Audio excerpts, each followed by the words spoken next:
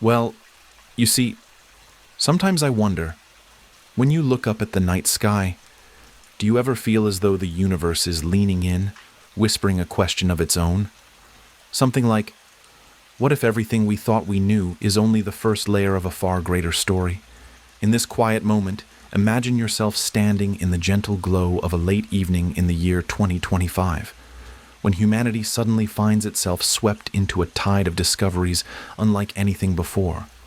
Telescopes with mirrors wider than houses, probes drifting through alien oceans, and great observatories listening to the faint tremble of space-time itself.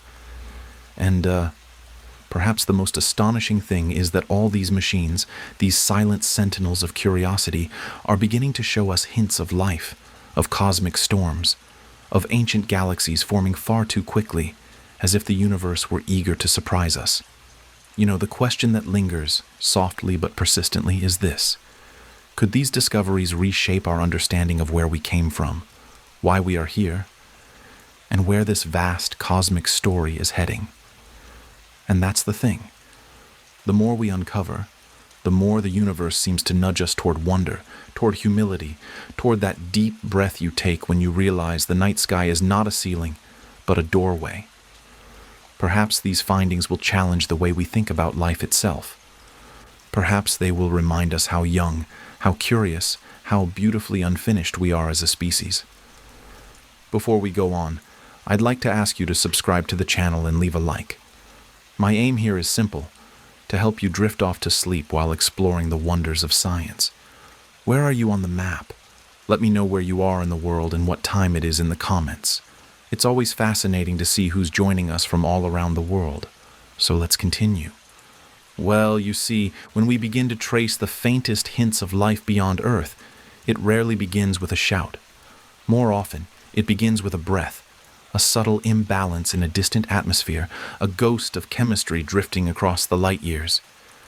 And, in the quiet sweep of 2025, the James Webb Space Telescope offered exactly that kind of whisper. A world, small and cool and unassuming, circling a gentle star. A world that, from the first glances, behaved a little too much like home. You know, when scientists first pointed Webb toward this exoplanet, they expected the usual signatures: carbon dioxide, water vapor, maybe a hint of clouds swirling in the upper layers. But instead, the spectrum came back with something far more puzzling. Oxygen, methane, and something even stranger, dimethyl sulfide. Each alone might raise an eyebrow, but together they paint a pattern. It is as though the planet's atmosphere were humming a tune shaped by biology. And that's the thing. Chemistry at this scale is rarely accidental. Planetary atmospheres are sculpted by volcanic plumes, by photochemical reactions, by storms older than the continents of Earth. Yet none of those sources could carve out this exact mixture. It is like hearing three notes played together on a distant piano and realizing that no random wind could have pressed those keys in that precise order. Perhaps the most haunting part is how ordinary the planet looks. About the size of Earth, sitting comfortably in the warm embrace of its star's habitable zone. Not too close to scorch its oceans, not too far to freeze them into ancient silence. Webb's infrared gaze hinted at stable, shallow seas spread across much of its surface. Oceans that may have endured not for a fleeting age, but for billions of years.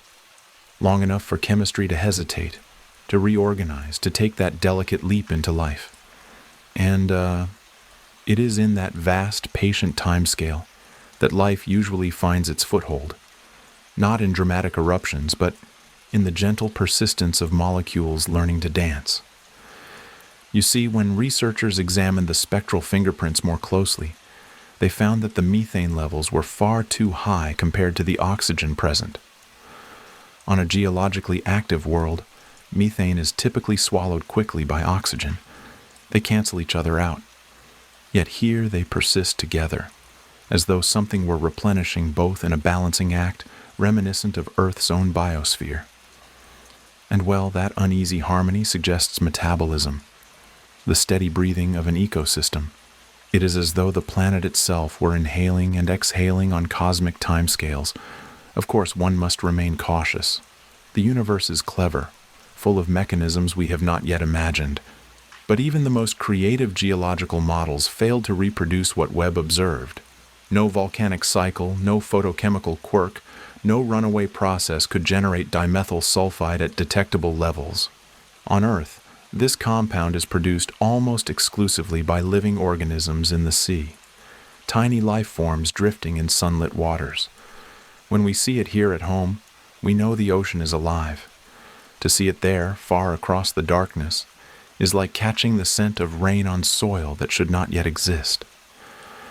I suppose what makes this discovery so unsettling, so moving, is that it forces us to rethink isolation. For generations, we carried the quiet suspicion that life might be rare, that Earth might be a precious accident in an otherwise indifferent void.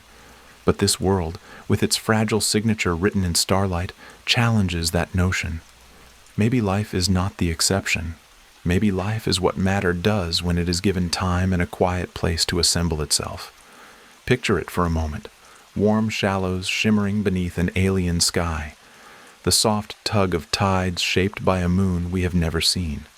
Molecules drifting, colliding, arranging themselves into patterns that began as accidents and ended as intention. A biosphere that may have lived through ages long before humans learned to look upward with curiosity. If we could stand on its shores, would we recognize anything? Would the breeze carry familiar scents? Would the waves ripple with forms that echo the earliest chapters of Earth's own story? The thought itself feels like a kind of dream, one rooted not in fantasy, but in measured light and careful mathematics. And, the temperature profile of the planet, too, seems almost tailored for life. Its equilibrium temperature sits gently within the range, where water remains liquid without extreme volatility. No constant steam-choked skies, no global sheets of ice. Just a remarkably stable climate, as though the planet had settled into a long, contented sigh. Stability is, after all, the cradle of complexity. Life thrives not in chaos, but in consistency. Perhaps that is the quiet message this little world is sending us across the void. Scientists ran simulations, thousands of them, each a digital echo of the exoplanet's possible histories. Time and again, the models suggested oceans that could have persisted for billions of years, oceans that might have nurtured ecosystems, cycles, lineages, the rise and fall of microscopic empires. While we cannot yet glimpse its surface directly, the atmosphere alone tells a story rich enough to stir the imagination. Every molecule becomes a brushstroke in a painting of potential life. You see, when we study worlds like this, we are not merely cataloging rocks and gases. We are, in a sense, holding up a mirror, because every exoplanet teaches us something about Earth, about how improbable it is, and yet perhaps how inevitable life might be. If one world out of the small handful we have studied already whispers of biology, then imagine what waits in the hundreds of billions still untouched by our gaze. Perhaps the universe is not silent at all. Perhaps it hums with life in places we have not yet learned to listen. And that's the thing that lingers in my mind. This discovery does not close a chapter. It opens one. It raises questions that sink their hooks into our curiosity. If life can emerge there, under unfamiliar stars and tides, what forms might it take? What chemistry might it invent for itself? And if intelligent life ever rises on such a world, will they one day aim their instruments toward us and wonder whether they too are alone? As Webb continues to refine its measurements, plans are already forming for missions that could probe even deeper into the atmospheres of such planets.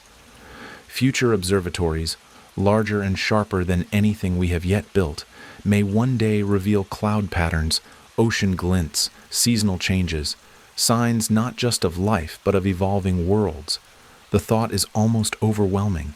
In the long stretch of cosmic time, humanity has only begun to learn how to listen. And yet already, faint voices are emerging from the dark. Perhaps this is what makes the discovery so emotionally resonant. It reminds us that life is not merely a scientific concept. It is a profound expression of the universe's ability to organize itself into something capable of wonder. When we search for life elsewhere, we are also searching for context, for companionship, for a sense that our small blue world is part of a much larger tapestry. And as we explore the possibility that another planet may carry its own soft symphony of biology, we also open the door to new technologies, new theories, new ways of thinking about the origins of life. Understanding this exoplanet could help us understand the earliest chapters of Earth's story, the fragile steps from chemistry to consciousness. You know, in moments like these, I often think of how the universe rewards curiosity, not with easy answers, but with deeper mysteries. This world, with its unusual blend of gases and its long, gentle oceans, offers one such mystery. It invites us to lean closer, to ask better questions, to imagine more daring possibilities. It beckons us toward the frontier of what life could be. And well, if Chapter 1 has shown us anything, it is that life may not be a solitary flame flickering in the void. It may be one of the universe's favorite stories, written again and again on worlds scattered across the stars, which leads us gently and inevitably to another question. If life can arise under the quiet warmth of a distant sun, then what happens when a star dies in a blaze so bright it reshapes everything around it? What secrets might be carried in the shock waves, the neutrino winds, the trembling of space-time itself? Perhaps as we turn the page, we will find that even in destruction, the universe continues to reveal its most astonishing truths. Well, you see, when we last left that distant world whispering hints of life, there was a sense of quiet anticipation, as though the universe itself were preparing to shift the conversation. And perhaps, in a way, it did. Because not long after humanity leaned closer to examine the fragile breath of an exoplanet, something far more dramatic arrived in the cosmic theater. A star died. Not in the abstract, not in a distant corner of space-time tens of thousands of light years away, but startlingly near in galactic terms. A mere 450 light years from Earth, a supernova blossomed into existence, the closest such event humanity has witnessed in centuries. And, it is humbling when you think about it. For all our telescopes and theories, the universe still chooses its own timing. One night, the sky looked ordinary. The next, instruments across Earth and orbit began to tremble with signals that did not fit any familiar pattern. Not light, not yet, but something deeper, more primal. Ripples in space-time sweeping across our detectors. A low whisper in the fabric of the cosmos. Gravitational waves, and hot on their heels, a torrent of neutrinos. Those ghost-like particles that pass through planets as though they were thoughts rather than matter. These messengers arrived before the star's light ever reached us. You see, in the instant, a massive star collapses. Its core implodes faster than light can escape from the shock breaking through the stellar envelope. But neutrinos, unfathomably thin and unbothered by matter, rush outward almost immediately. And gravitational waves, those tremors in space-time, ripple forth at the speed of light, unimpeded. So for a precious window of time, humanity witnessed the death of a star before even seeing it.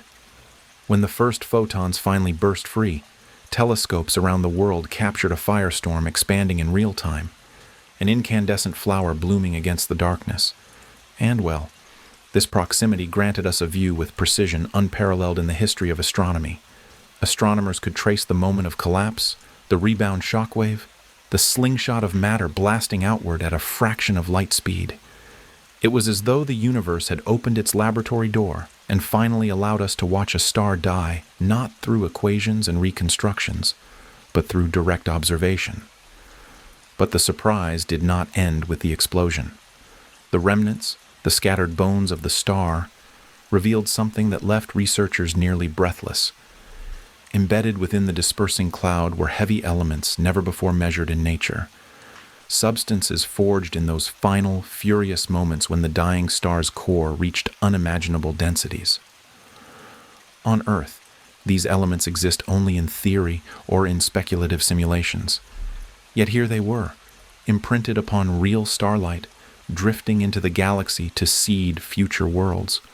When we speak about heavy elements, we often mention that our bodies are made of stardust, but seeing entirely new forms of stardust, fresh from the forge, is something else entirely.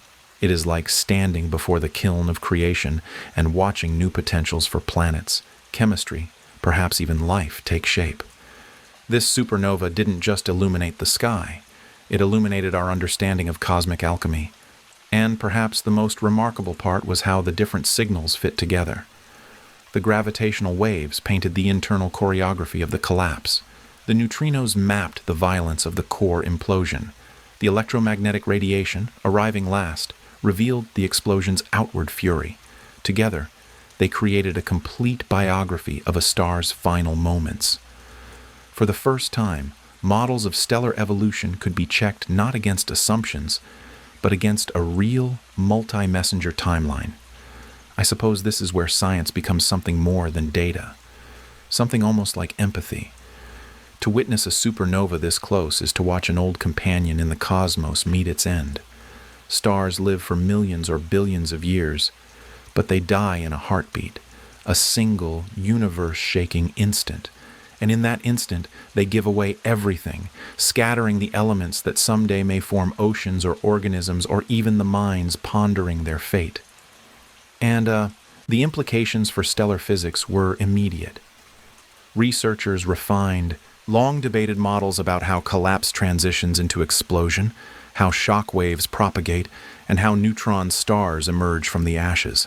In fact, early observations suggest the remnant might be a neutron star spinning rapidly, its magnetic fields twisting like ribbons of fire. An object so dense that a teaspoon of its matter outweighs a mountain. This remnant may one day become a pulsar, beaming radio waves across the galaxy like a cosmic lighthouse. The proximity of the event also allowed astronomers to measure the expansion of the shock front with extraordinary accuracy. They watched material accelerate, decelerate, collide with surrounding gas and dust. Every moment, every shift in velocity fed into models that had lingered in uncertainty for decades.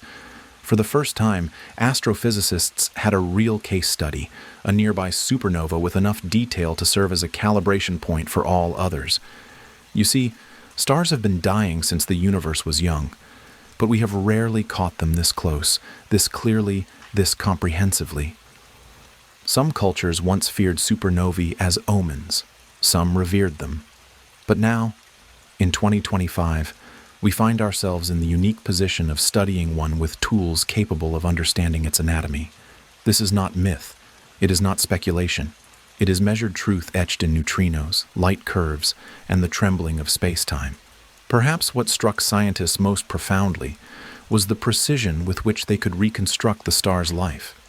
By comparing the enriched elements in the remnant with theoretical predictions, they could estimate the star's initial mass, rotational speed, internal layering. In a sense, the supernova became both an autopsy and a biography. A story of a star written in nuclear signatures. And still, beyond all the data and modeling, there was a deeper emotional current running through this discovery. It reminded humanity of the cyclical generosity of the universe. A supernova is violent, yes, but also fertile. It enriches galaxies, seeds future solar systems, as though every death of a star is an act of cosmic inheritance. I sometimes think of how these newly forged elements will drift for millennia, sinking into nebulae, folding into new stars, new planets. Perhaps, long after we are gone, they will be part of continents or creatures on worlds not yet born. In that sense, a supernova is not an end at all, but a kind of cosmic punctuation mark, a breath between chapters of creation. And even now, researchers are still analyzing subtle anomalies in the gravitational wave pattern. Tiny quirks in the signal suggest the inner collapse may have been more asymmetric than expected. If verified, this could reshape our assumptions about how much angular momentum or magnetic energy is required for a star to explode rather than quietly collapse into a black hole. Again, this single event becomes a hinge upon which entire fields of research may turn. As instruments continue to monitor the aftermath, Telescopes are capturing faint arcs and filaments expanding outward. These structures reveal turbulence, instabilities, and shock interactions previously hidden from our understanding. Watching them evolve is like witnessing a mural being painted in slow motion, each stroke telling us something about the processes that sculpt the cosmos. You know, the supernova's glow will fade over time, a few years perhaps before it quiets into a ghostly remnant. But the knowledge it gives us will linger much longer. We will refine our models, revisit our theories, and reshape our understanding of stellar evolution. And well, humanity will always remember the night the sky brightened unexpectedly and offered a lesson in endings that are never truly endings. Yet something else lies beneath all this wonder, a subtle invitation from the universe to look deeper. Because if stellar death reveals so much, what about the invisible matter that binds the galaxies themselves? What about the unseen scaffolding of the cosmos, the shadowy substance shaping everything we observe? If a dying star can shake space-time and illuminate its surroundings, what might the hidden mass of the universe reveal if we learn to detect its whisper? And perhaps, as we follow this trail from the brilliant death of a nearby star, the next chapter draws us into an even stranger realm, one where gravity bends in unexpected ways, where galaxies drift with a logic not entirely explained by what we can see, a realm shaped not by light, but by the unseen, a story waiting in the dark, asking us to listen. Well, you see, when we followed the fading glow of that nearby supernova, it felt as though the universe was inviting us to look not only at what burns brightly, but at what does not shine at all. And that's the thing.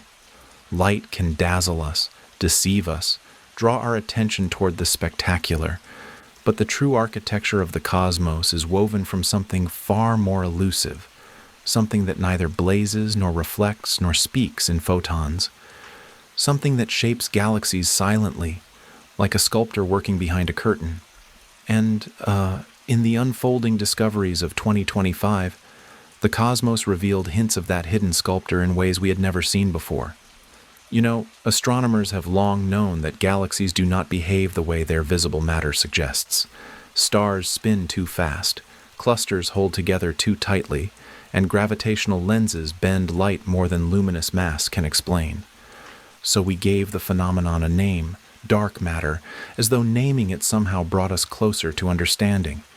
But of course, a name is not knowledge. For decades, dark matter has been like a shadow with no figure, a whisper with no voice. Until now. It began in a sense with a kind of misbehavior. Small galaxies within a cluster observed by the James Webb Space Telescope drifted in ways that defied expectations. Their motions weren't random or simply fast. They were subtly altered, as though they were interacting through a faint internal friction. In other words, they behaved as if the dark matter inside them were not perfectly cold and collisionless, but instead capable of self-interaction. And that, perhaps, is one of the most profound clues we have ever received. Because if dark matter interacts with itself even weakly, then it is not just a gravitational ghost. It has structure, rules, physics of its own. It becomes, in a strange way, more alive. When the first models were run to replicate these motions, the simulations produced results astonishingly close to the Webb observations. Dark matter halos that clumped and smeared differently than before. Cores of galaxies that softened rather than sharpened. It was as though we were finally glimpsing the personality of dark matter, something beyond its mass. And well, this shift in understanding rippled through the scientific community. Suddenly, long-dismissed possibilities reemerged. Perhaps dark matter is not a single particle, but a family. Perhaps it behaves differently in dense environments than in empty ones. Perhaps the universe is far more complex than the tidy symmetries we once favored. But the story deepened. Orbiting instruments, designed with exquisite sensitivity, detected a faint signal, unlike any background noise recorded before. A tiny, flickering trace of energy, as though some unseen particle were slowly decaying, leaving behind a whisper of radiation. It was not decisive, Not yet. But the timing, the pattern, the spectral shape all pointed toward a possibility that has teased theorists for years. Dark matter might not be entirely stable. It might be decaying ever so slowly over cosmic timescales. If that is true, then the universe is not merely expanding, not merely cooling, it is changing in ways far more subtle and intimate. The scaffolding of galaxies may be evolving beneath the surface, reshaping the destiny of cosmic structure in slow motion. You see, the idea that dark matter could decay transforms our understanding. It means the universe has a hidden clock, ticking in a language we are only beginning to decipher. And the signal, faint as it is, hints that the particle may be lighter and more unstable than once believed. Of course, caution is required. Cosmic rays, instrumental quirks, solar interference all can mimic such readings. But repeated passes showed the same soft imprint. It persisted when the detectors rotated away from Earth, when shielded, when calibrated anew. It refused to vanish. And perhaps even more breathtaking was the release of the most detailed three-dimensional map of dark matter ever produced. A reconstruction not of stars or gas, but of the invisible. Gravitational lensing data stitched together from thousands of observations unveiled a cosmic web far richer in texture than models predicted. Filaments twisting, dense knots binding clusters, voids expanding like great cosmic lungs. The map showed unevenness, asymmetry, even turbulence in regions once assumed to be smooth. The universe, it seems, is wilder than we imagined. Looking at that map, some astronomers said it felt like watching the skeleton of the cosmos exposed for the first time. Others said it resembled a living organism, networks branching and looping like neural pathways. You know, I find that metaphor strangely fitting. If galaxies are the luminous thoughts of the universe, then dark matter is the structure supporting them, the silent architecture that allows those thoughts to take form. But the revelations did not stop at merely mapping the dark. They began to reshape theory.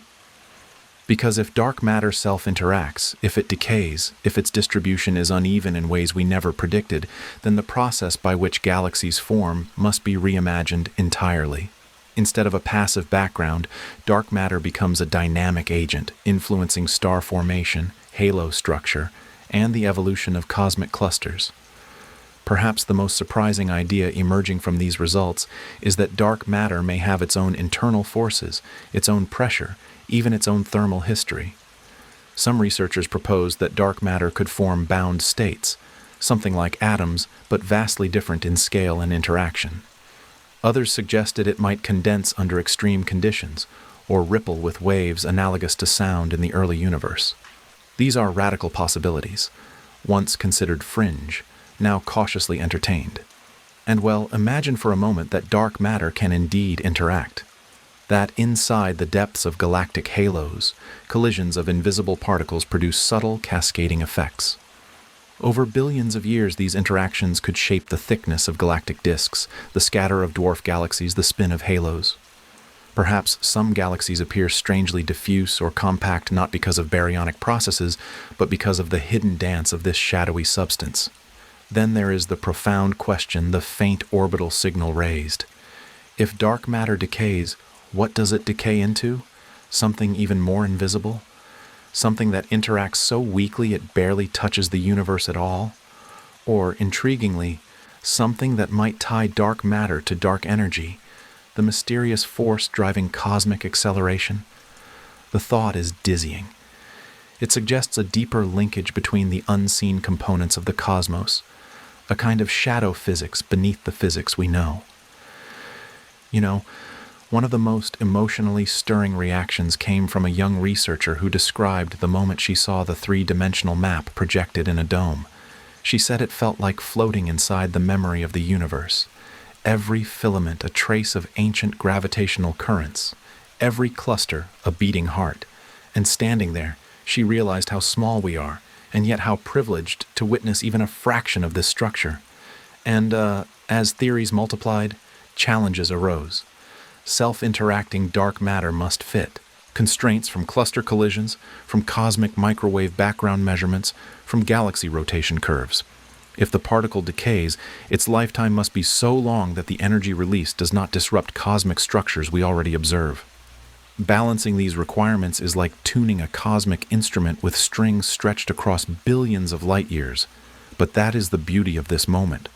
For the first time in decades, dark matter physics is not trapped in stasis. It is alive, branching into new ideas, new possibilities. The discoveries of 2025 created cracks in the walls of old assumptions, and through those cracks, light, not literal light, but intellectual light is pouring in. There was one simulation in particular that captured imaginations. It modeled a universe where dark matter decayed at a slow but measurable rate.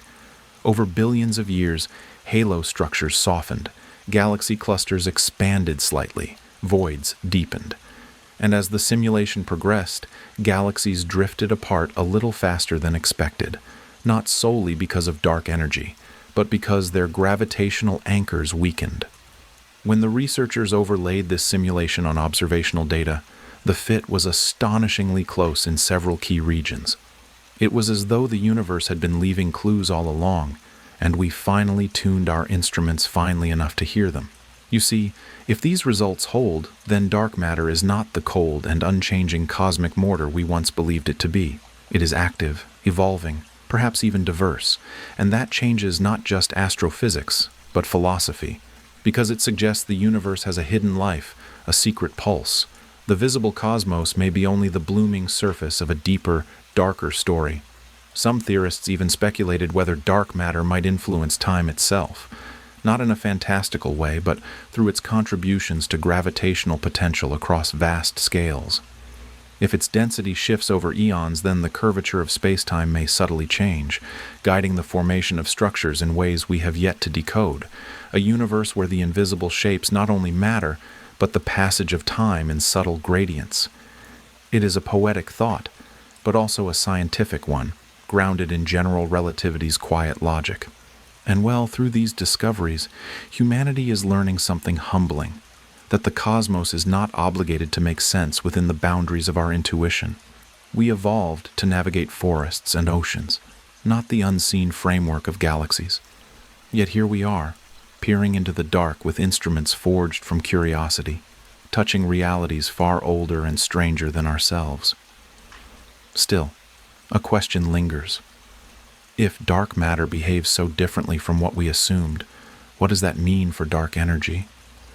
The two are intertwined in our equations, in our models, in the very fate of the universe. And perhaps the strange behaviors observed in dark matter hint at an even deeper mystery. Something about the expansion of the cosmos. Something about the tension between different measurements of the Hubble parameter. Something that tells us the universe may not be as uniform or as steady in its acceleration as we thought. You know, as we reach this threshold standing between what is known and what is barely guessed, the discoveries of 2025 feel less like answers and more like invitations. Not explanations, but doorways. The universe seems to be saying, gently but insistently, look deeper. And as we follow that invitation, we find ourselves drifting toward the next great puzzle. If dark matter whispers through the structure of galaxies, then dark energy roars through the structure of spacetime itself. Something is driving the universe apart, stretching the fabric ever wider. But what if that force is changing? What if the expansion is not as simple, not as constant, as once believed? What if the cosmos, like dark matter, has a hidden history still waiting to be uncovered? Perhaps, as we turn the next page, we will find that the universe is expanding with a rhythm more complex than we imagined. A rhythm that may reshape everything we think we know about the fate of all things. Well, you see, when we were lingering in the long shadow of dark matter's mysteries, there was this sense that the cosmos was preparing us for something even stranger, as though the universe were clearing its throat before speaking about a deeper, more elusive truth. And that's the thing. Dark matter may bind galaxies together, but dark energy shapes the stage on which everything unfolds. It is the silent puppeteer of expansion, the architect of cosmic destiny. Yet in the discoveries of 2025, that quiet architect began to misbehave in ways no one expected. For decades, astronomers relied on two great pillars to estimate how fast the universe is expanding. One came from supernovae, those brilliant explosions we use as standard candles. The other came from the cosmic microwave background, the ancient radiation left over from the earliest moments after the Big Bang. These two methods should agree, if the universe plays by the rules we wrote for it. But they do not. And in the most recent measurements of this peculiar tension, something remarkable surfaced. Distance measurements from type Ia supernovae, compiled with unprecedented precision, now disagree even more strongly with predictions from the cosmic microwave background. The discrepancy isn't shrinking, it's widening. And the only way to reconcile the two, it seems, is to accept that the Hubble constant, the rate of expansion, may not actually be constant. It may change over time, evolving with the universe, like a deep cosmic breath. Perhaps that's the unsettling beauty of it. Time itself may not merely carry the universe forward, it may reshape the very speed at which space unfurls. Dark energy, the enigmatic force driving that expansion, may not be a fixed quantity. It may be dynamic, fluid, shifting across the ages like tides driven by laws we have yet to decipher. And such a possibility lifts the curtain on entirely new physics.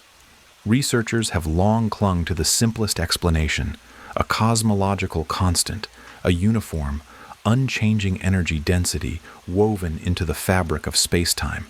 But the data of 2025 refuses to bow to simplicity. Instead, it hints that dark energy may change in strength across cosmic time, perhaps growing, perhaps fading, perhaps oscillating in ways subtle enough to evade earlier instruments, but now coming into focus as our tools sharpen. You see, this dynamic dark energy model aligns beautifully with something else unexpected. Large-scale surveys this year revealed that the cosmic web, the great lattice of galaxies stretching across billions of light-years, is not as uniform as our most cherished models predicted. Some superclusters appear denser, more clumped, more mature than they should be. Other regions look strangely underdeveloped, as though cosmic expansion tugged harder in some directions than others. It is tempting to imagine this unevenness as scars left behind by a restless dark energy. If the force pushing the universe apart is not steady, then structures could grow differently across different eras. Some galaxy clusters might have formed earlier, racing ahead of schedule. Others might be late bloomers, still catching up to the universe's accelerating tempo. And that brings us to one of the most perplexing discoveries of all. Hidden within these surveys were galaxies that appear too old for the age of the universe itself. Galaxies that carry the spectral signatures of long histories. Stars matured, metals forged, even though, by our current cosmic timeline, there simply hasn't been enough time for them to have evolved so extensively.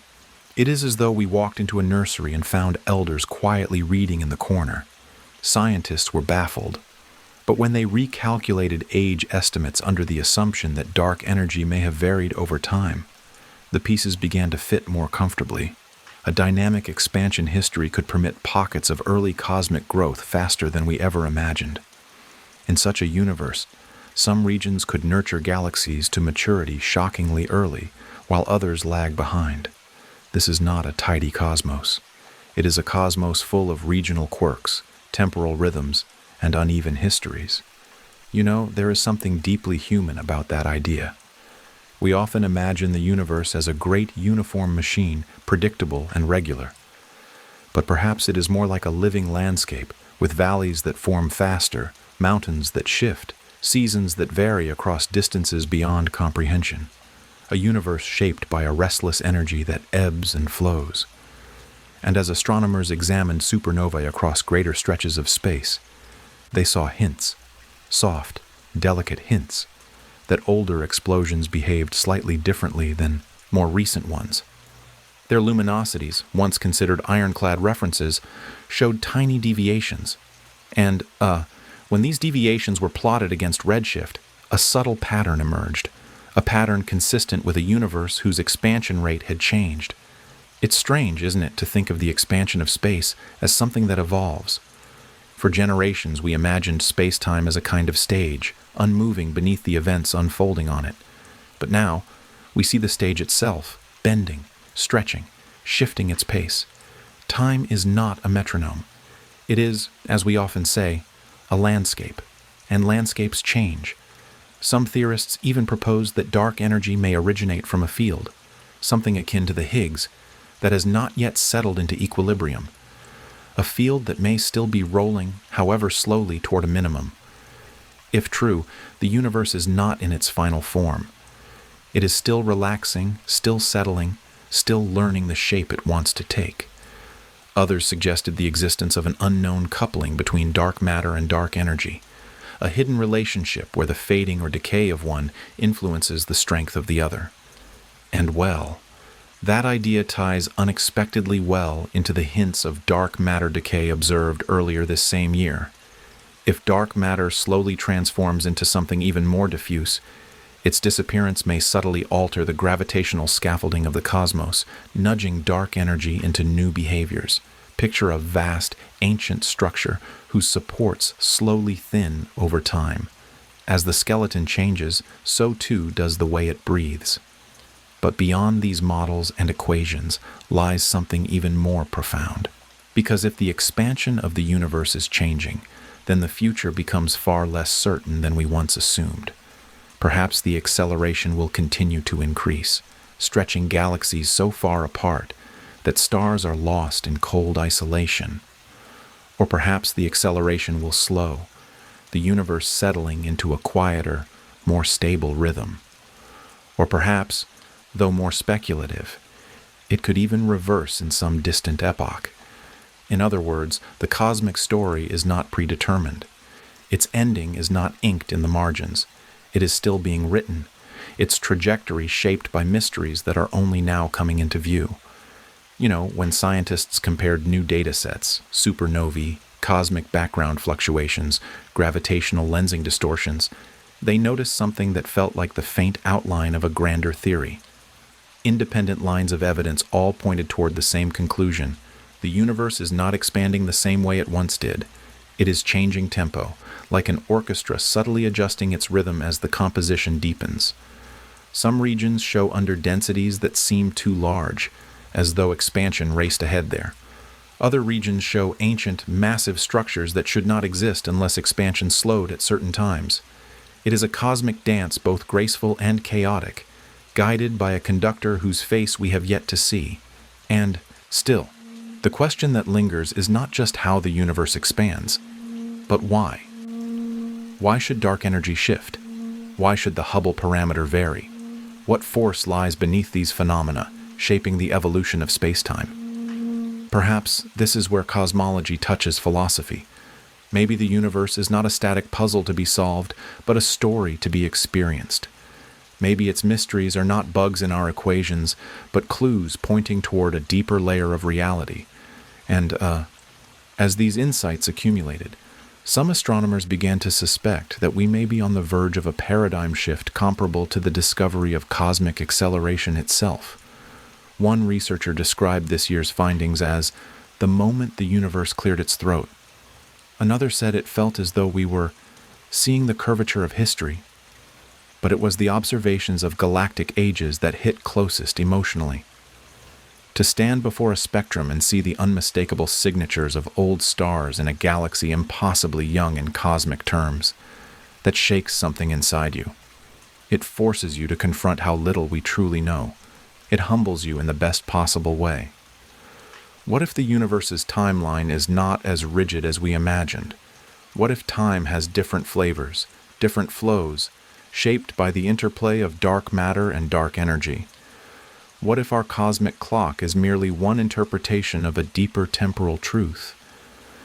These are not idle questions. They are the quiet thunder of a field in transformation. And well, as our understanding deepens, the implications ripple outward. A changing expansion rate affects structure formation, star birth, galaxy clustering, the eventual fate of the cosmos. It may even reshape the way we search for life, because if the universe evolved unevenly, then life may have arisen earlier in some regions, later in others. And that is a staggering thought, that biology itself could be tethered to the rhythms of cosmic expansion. Yet even as we gaze into these far-reaching mysteries, another question emerges. Something about origins, about beginnings. Because if the universe is expanding in unexpected ways, what does that tell us about how it began, and how quickly the first galaxies formed, and whether our timeline of cosmic childhood is correct at all? You see, the deeper we follow the trail of dark energy, the more we are drawn toward the earliest epochs of cosmic history, toward a time when the universe was young, hot, turbulent, full of newly born light. And recent observations point to a discovery that unsettles even the most seasoned astronomers, a galaxy so ancient, so luminous, so unexpectedly mature that it seems to break the rules of cosmic infancy altogether. Perhaps, as we turn the next page, we will find ourselves staring back 14 billion years into a moment when the cosmos had barely opened its eyes, and yet something extraordinary was already taking shape. Well, you see, when we leaned closer to the strange rhythms of cosmic expansion, there was this quiet inevitability guiding us toward the earliest pages of the universe's story, as though the cosmos, after revealing its shifting tempo, wanted to show us the very first notes ever played. And that's the thing. To understand why the universe expands the way it does now, we must ask how it behaved when it was impossibly young, when galaxies were newborn sparks forming in the afterglow of creation. And in the discoveries of 2025, the James Webb Space Telescope offered a glimpse so startling, so deeply at odds with expectation, that it felt like watching history rewrite itself in real time. You know, astronomers have long believed that the earliest galaxies should be small, chaotic, clumpy things, flickers of starlight still learning how to gather themselves, fragile structures barely emerging from darkness. But then Webb saw something else, something that should not, by any comfortable model, exist so early. It was a galaxy whose light began its journey only about 250 million years after the Big Bang. That is practically the first heartbeat of cosmic time. And yet, when the light reached our telescopes, it told a story not of infancy, but of astonishing maturity. This galaxy was bright, coherent, full of stars that seemed far too settled for such youth. Its mass, its luminosity, its structure, each measurement whispered the same unsettling truth. It had grown up too quickly, like a child who skipped adolescence entirely. And the more scientists studied it, the more puzzling the picture became. Its spectral lines revealed metals, elements heavier than helium, that should have required multiple generations of star birth and death to accumulate. But where was that time? Where were those cycles? The universe had barely existed long enough for the first stars to ignite. Yet here was a galaxy behaving as though it had already lived through epochs. Perhaps even more surprising was the rate at which new stars were forming within it. The galaxy blazed with rapid star birth, a cosmic furnace burning through gas with a kind of reckless urgency. But this wasn't the chaotic, disorganized star formation typical of young protogalaxies predicted by simulations. This was structured, efficient, almost deliberate. It was as though the galaxy had somehow optimized its own growth, defying the slow, tentative evolution that theory demands. And well, this discovery unsettled the foundations of early cosmology. Because if galaxies could form this quickly, then the timeline of structure formation needed rewriting. Light from this object showed a level of organization that contradicted the idea that early galaxies were primitive. Instead, the universe seemed to have launched into complexity faster and more vigorously than expected. You see, the real shock was not merely the existence of such an early galaxy, but its maturity. It resembled galaxies that, by standard models, should have formed hundreds of millions of years later. This one behaved as though the universe had skipped steps, leaping ahead in its evolutionary script. Some theorists suggested that perhaps dark matter clumps formed earlier or more efficiently than models predicted, creating dense gravitational wells that accelerated galaxy growth. Others proposed that early gas may have cooled more quickly, enabling rapid star formation. But every explanation seemed to raise as many questions as it answered. Why this galaxy? Why so quickly? Why so bright, so formed, so unexpectedly evolved? And the implications spread outward. If one such galaxy existed, perhaps many did. Perhaps the early universe was full of ancient-looking structures we simply hadn't been able to see before. Webb's deep field images soon confirmed this suspicion. Multiple early galaxies exhibited surprising mass, luminosity, and metal content. Not as extreme as the first discovery, perhaps, but certainly more mature than theory allowed. One astronomer described the moment like this. It felt as though the universe had left us a note written 13 billion years ago saying, "You don't know me as well as you think." And that humility is important, because cosmology, for all its grand equations, remains a science of inference, of piecing together a story from the faintest echoes of ancient light. But beyond the shock and recalibration lies something deeply poetic. Think about the universe only a few 100 million years after the Big Bang. Darkness still settling, hydrogen clouds drifting like cosmic fog. And then, within that quiet, this burst of creativity, a galaxy rising, gathering stars, forging elements, shaping structure with astonishing speed. It is as though the cosmos, even at its youngest, possessed a kind of restless ambition. And when scientists examined the starlight more closely, they noticed something else. The galaxy's stars did not appear to be exclusively first generation. Some showed metallicities suggesting that earlier stars must have lived and died quickly, enriching the gas from which newer stars formed. This implies that the very first stars, the massive, short-lived pioneers of the universe, may have formed even earlier than we thought, perhaps within a mere 100 million years of the Big Bang. If that is true, then everything shifts. Star formation models, ionization timelines, early cosmic temperature assumptions, they all must adapt to this accelerated history. The universe, it seems, wastes no time. And the presence of heavy elements this early challenges a long-standing belief that the early universe was dominated by pristine hydrogen and helium for a considerable period. Instead, it appears that the first stars may have synthesized metals rapidly and efficiently, spreading them throughout young galaxies in record time. In some sense, the universe may have been chemically maturing in fast forward. Even the galaxy's morphology puzzled astronomers. It wasn't an amorphous blob or a lopsided clump. It showed hints of rotation, of internal structure, maybe even the earliest stages of a disk. Imagine that. A galaxy trying to flatten into order at a time when the universe itself was still expanding into its own identity. And yet, amid all this astonishment, another layer of wonder emerges. Because if galaxies formed earlier and faster, then the universe was capable of complexity sooner than we believed. And complexity is the precursor to everything: planetary systems, chemical diversity, and perhaps, someday, life itself. Some researchers even suggested that the seeds for supermassive black holes might have formed in these early giants.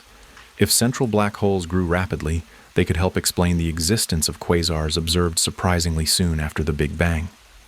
Sudden bursts of star formation, rapid gas accretion, turbulent gravitational environments, these are the ingredients for early black hole growth. Perhaps the galaxy Webb observed represents not just a record-breaking early structure, but the birthplace of something even more dramatic. But what struck many cosmologists most profoundly wasn't the galaxy's brightness or mass. It was what its existence implied about our models. Our simulations predicted slow, cautious assembly of the cosmic web. But here, the universe revealed a boldness we had not granted it, a willingness to leap into complexity without hesitation. And that changes the questions we ask. Instead of wondering why the galaxy formed so quickly, we begin to ask why our assumptions about cosmic infancy were so conservative. Perhaps the early universe had properties, temperature gradients, turbulence levels, dark matter dynamics, that encouraged rapid structure formation. Perhaps the universe was, in a way, more fertile than we imagined. And there is something profoundly moving in that thought. The cosmos, from the start, eager to create. As Webb continued scanning deeper, it found more signs of early, rapid galaxy growth. Some galaxies were forming stars at hundreds of times the rate of the Milky Way. Others showed unusual color signatures, suggesting bursts of star formation followed by periods of rapid quenching. This cyclical behavior, too, indicated surprising maturity at an early epoch. You see, this does not merely rewrite the first chapters of cosmic history.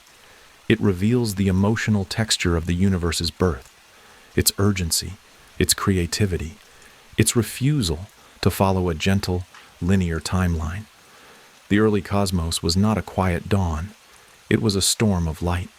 And, when researchers modeled how such galaxies could form so quickly, they found that slight adjustments to dark energy's early behavior made a tremendous difference. If expansion slowed by even a tiny fraction during certain eras, matter would clump faster, galaxies would form earlier, stars would ignite in great numbers. Suddenly, the early universe begins to look less like an infant and more like a prodigy. But another possibility emerged, one no less provocative. Perhaps our understanding of gravity itself at these extreme scales needs refinement. Maybe the rules governing how matter collapses in the early universe were subtly different than those governing galaxies today. A tantalizing idea, though one requiring careful scrutiny.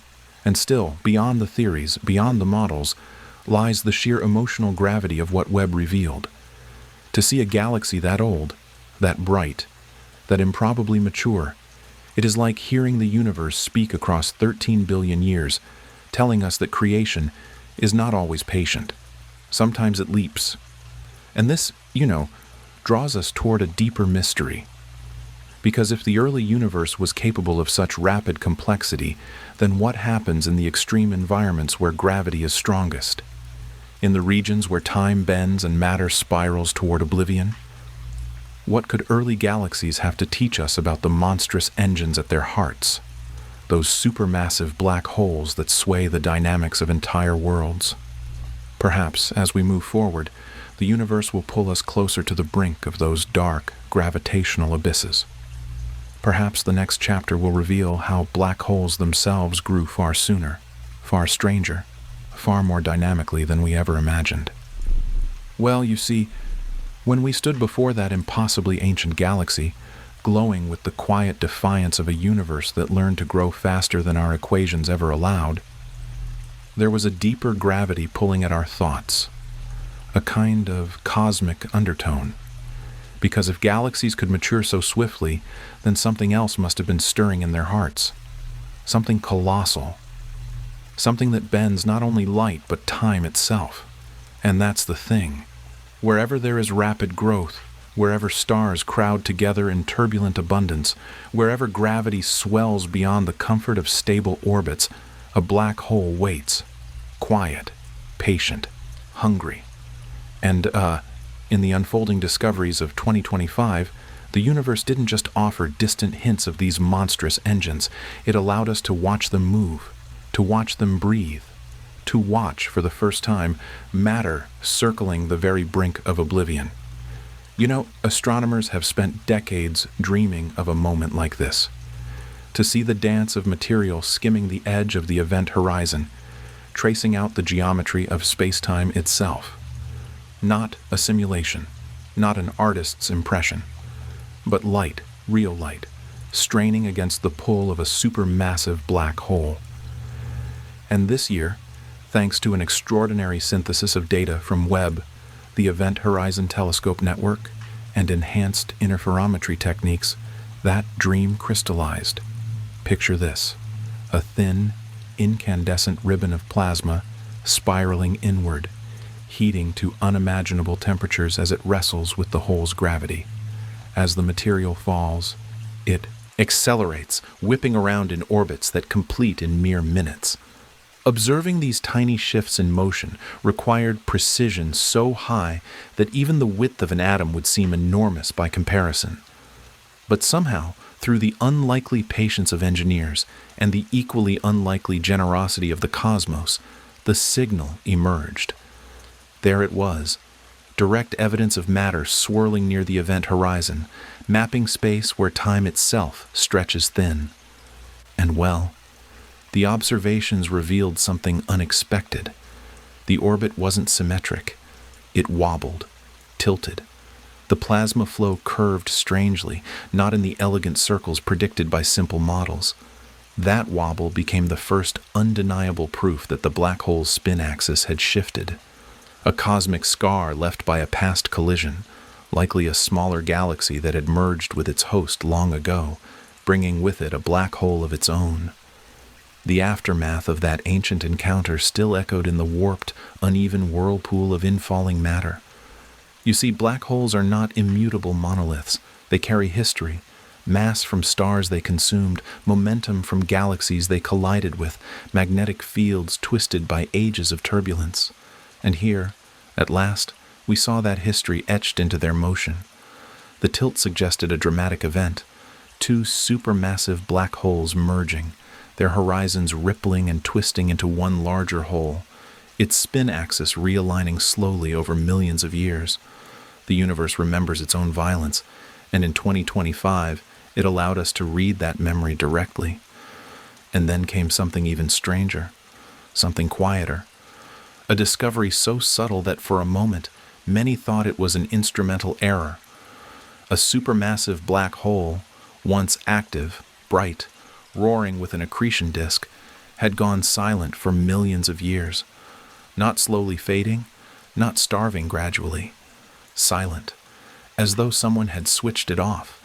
And then, in a moment that left researchers blinking at their monitors, it switched back on again. The sudden return of high-energy emissions, the abrupt reformation of the accretion structure, the resumption of jet activity.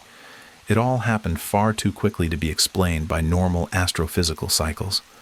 Something had disrupted the flow of material around it, perhaps a passing star, perhaps a stream of gas that collapsed inward after building up for ages, or perhaps, and this is a haunting possibility, the magnetic field around the black hole underwent a rapid reconfiguration, allowing material to plunge inward once more.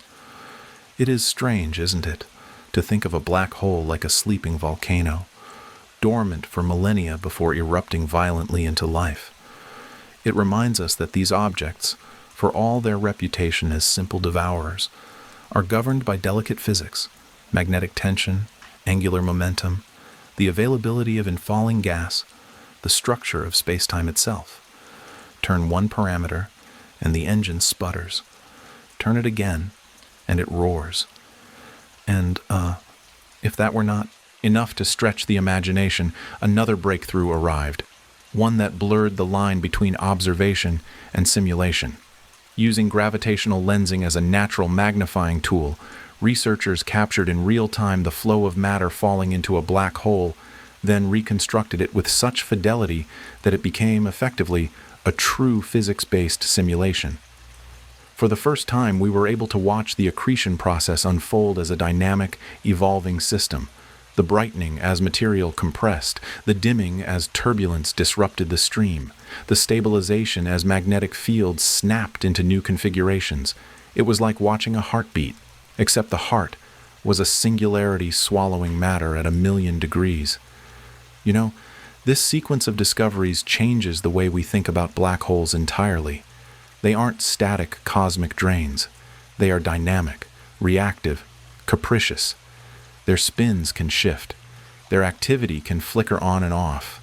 Their feeding habits can stutter or surge. And their environments are far more complex than the neat spirals drawn in textbooks. Consider again that tilted spin axis. Such a tilt means that the black hole's jets, those blazing beams of relativistic particles, may drift over time, carving arcs across interstellar space instead of straight lines. This drift could affect the growth of galaxies, influencing where star formation is quenched or encouraged, A galaxy's fate might hinge on how its central black hole aims its cosmic lighthouse. And well, the on-off black hole tells another story. Galaxies may experience long, unpredictable cycles of energetic outbursts, reshaping their gas supplies and altering how stars are born. A quiet galaxy might awaken suddenly, its core blazing, sending shockwaves of radiation into surrounding clouds. Life, if it exists nearby, would feel such awakenings intimately.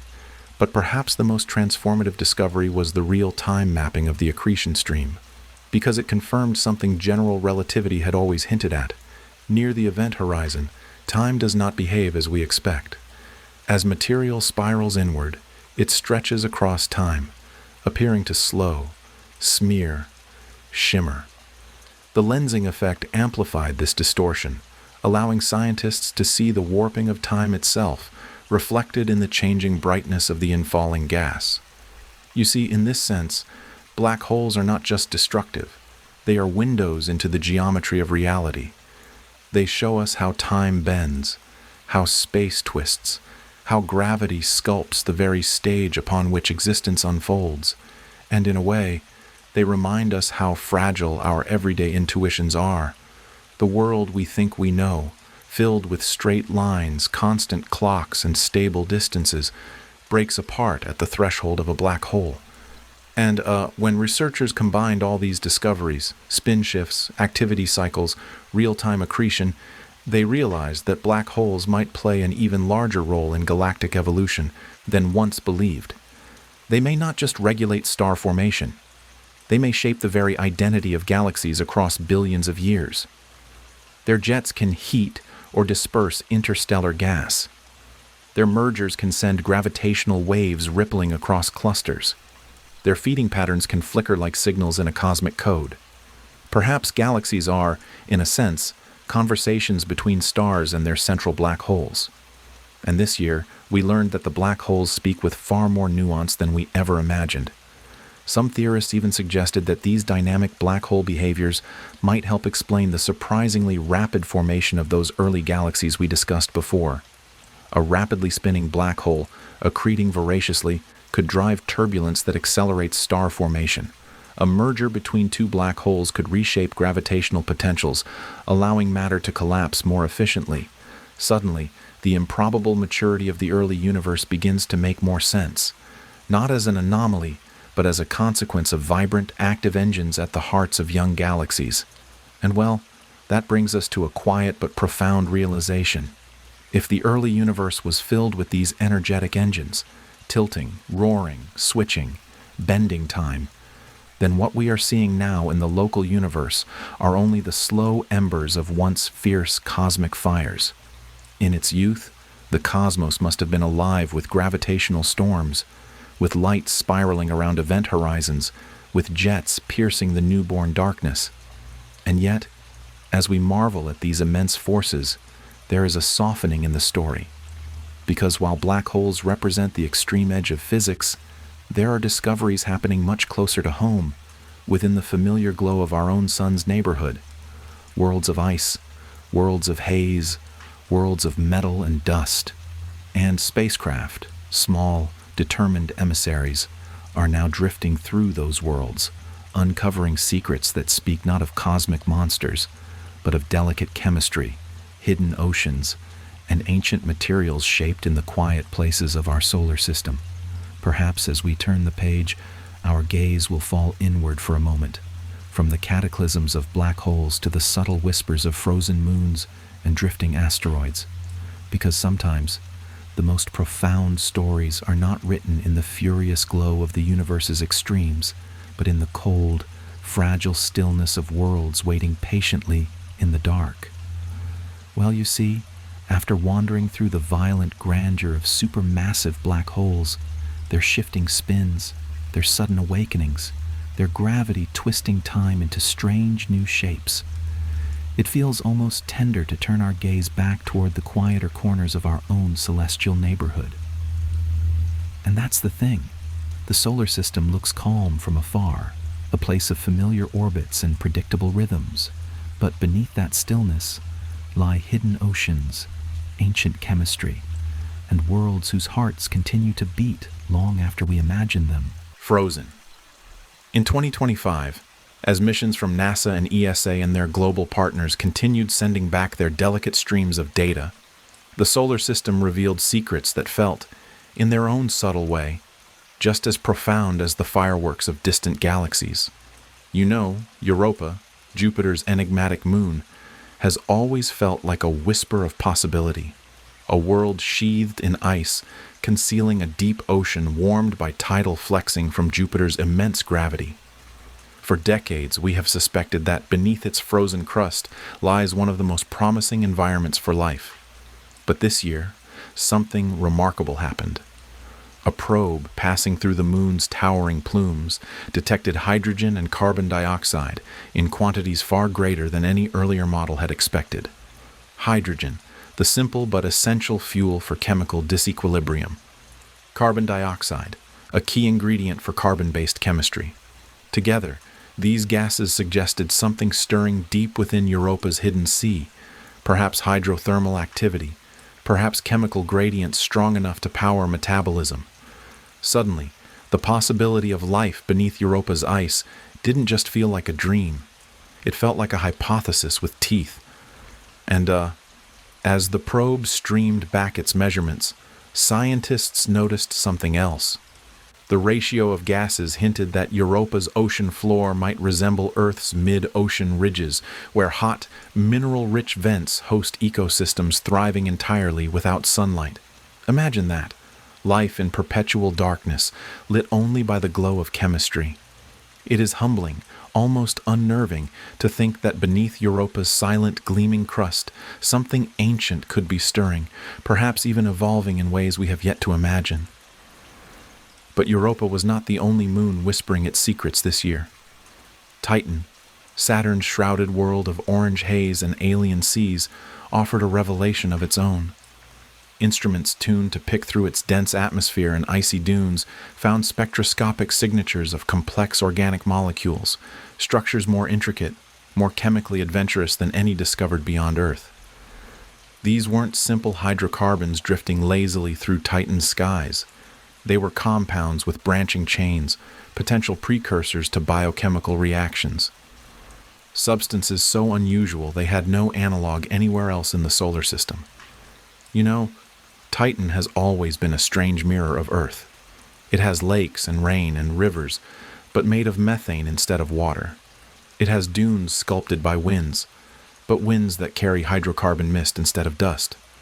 And now, with these new molecules shimmering in the spectra, the moon feels less like an inert world and more like an experimental laboratory, a place where chemistry is rehearsing possibilities, sketching blueprints for forms of life we might struggle even to recognize. Perhaps in Titan's slow, cold laboratories, evolution writes in a different dialect. And, well, while moons delivered the poetry of organic complexity, an asteroid offered something more structural, more elemental. A metallic body, once thought to be just another rubble pile of nickel and iron, revealed through high-resolution scans a layered interior eerily reminiscent of a planetary core. It wasn't just metal, it was organized metal, differentiated, structured, a remnant, perhaps, of a protoplanet shattered in the early violence of the solar system, holding within it the frozen memory of planetary formation. Picture that, an exposed core drifting quietly through the solar wind, an autopsy of a world that almost was. Such an object is a once-in-a-civilization kind of clue.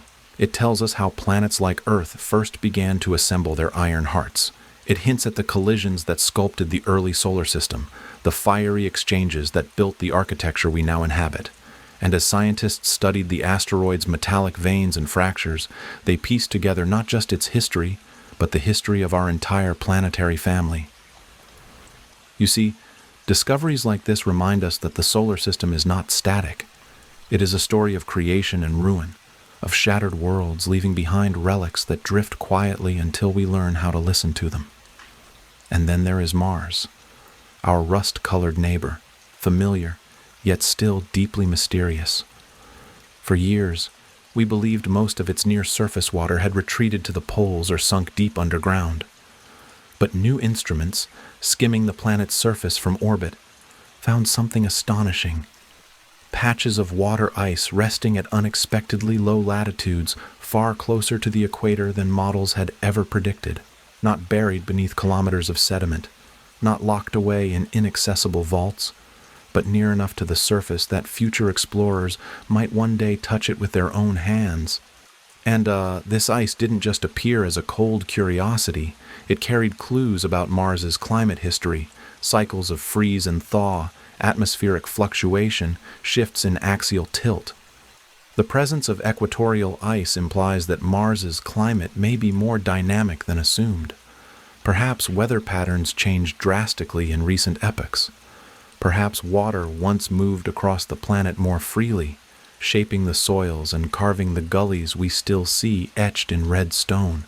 Imagine standing there, the thin air prickling your skin, the sun dimmed by distance, and beneath your feet lies the frozen ghost of an ancient Martian sea. You know, what moves me most about these discoveries isn't simply the science, but the emotional arc they trace. Europa whispers of hidden oceans and possible life. Titan experiments with chemistry more ambitious than we imagined. A metallic asteroid carries the memory of a world undone. Mars surprises us with water holding on in unexpected places. Together, these findings remind us that our solar system is not an old, quiet archive. It is alive with stories still unfolding, still maturing, still reshaping our understanding of how worlds live and die.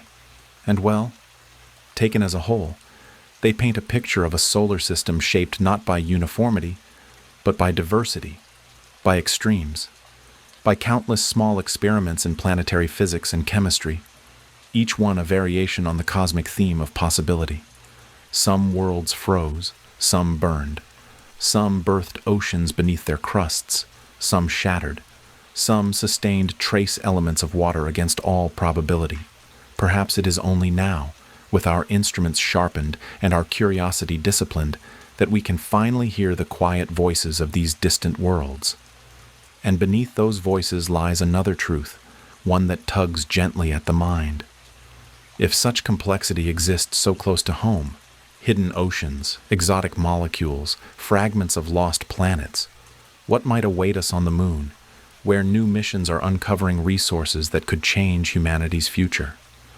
What might the next chapter reveal about our own celestial companion, whose dusty surface we once believed we understood completely?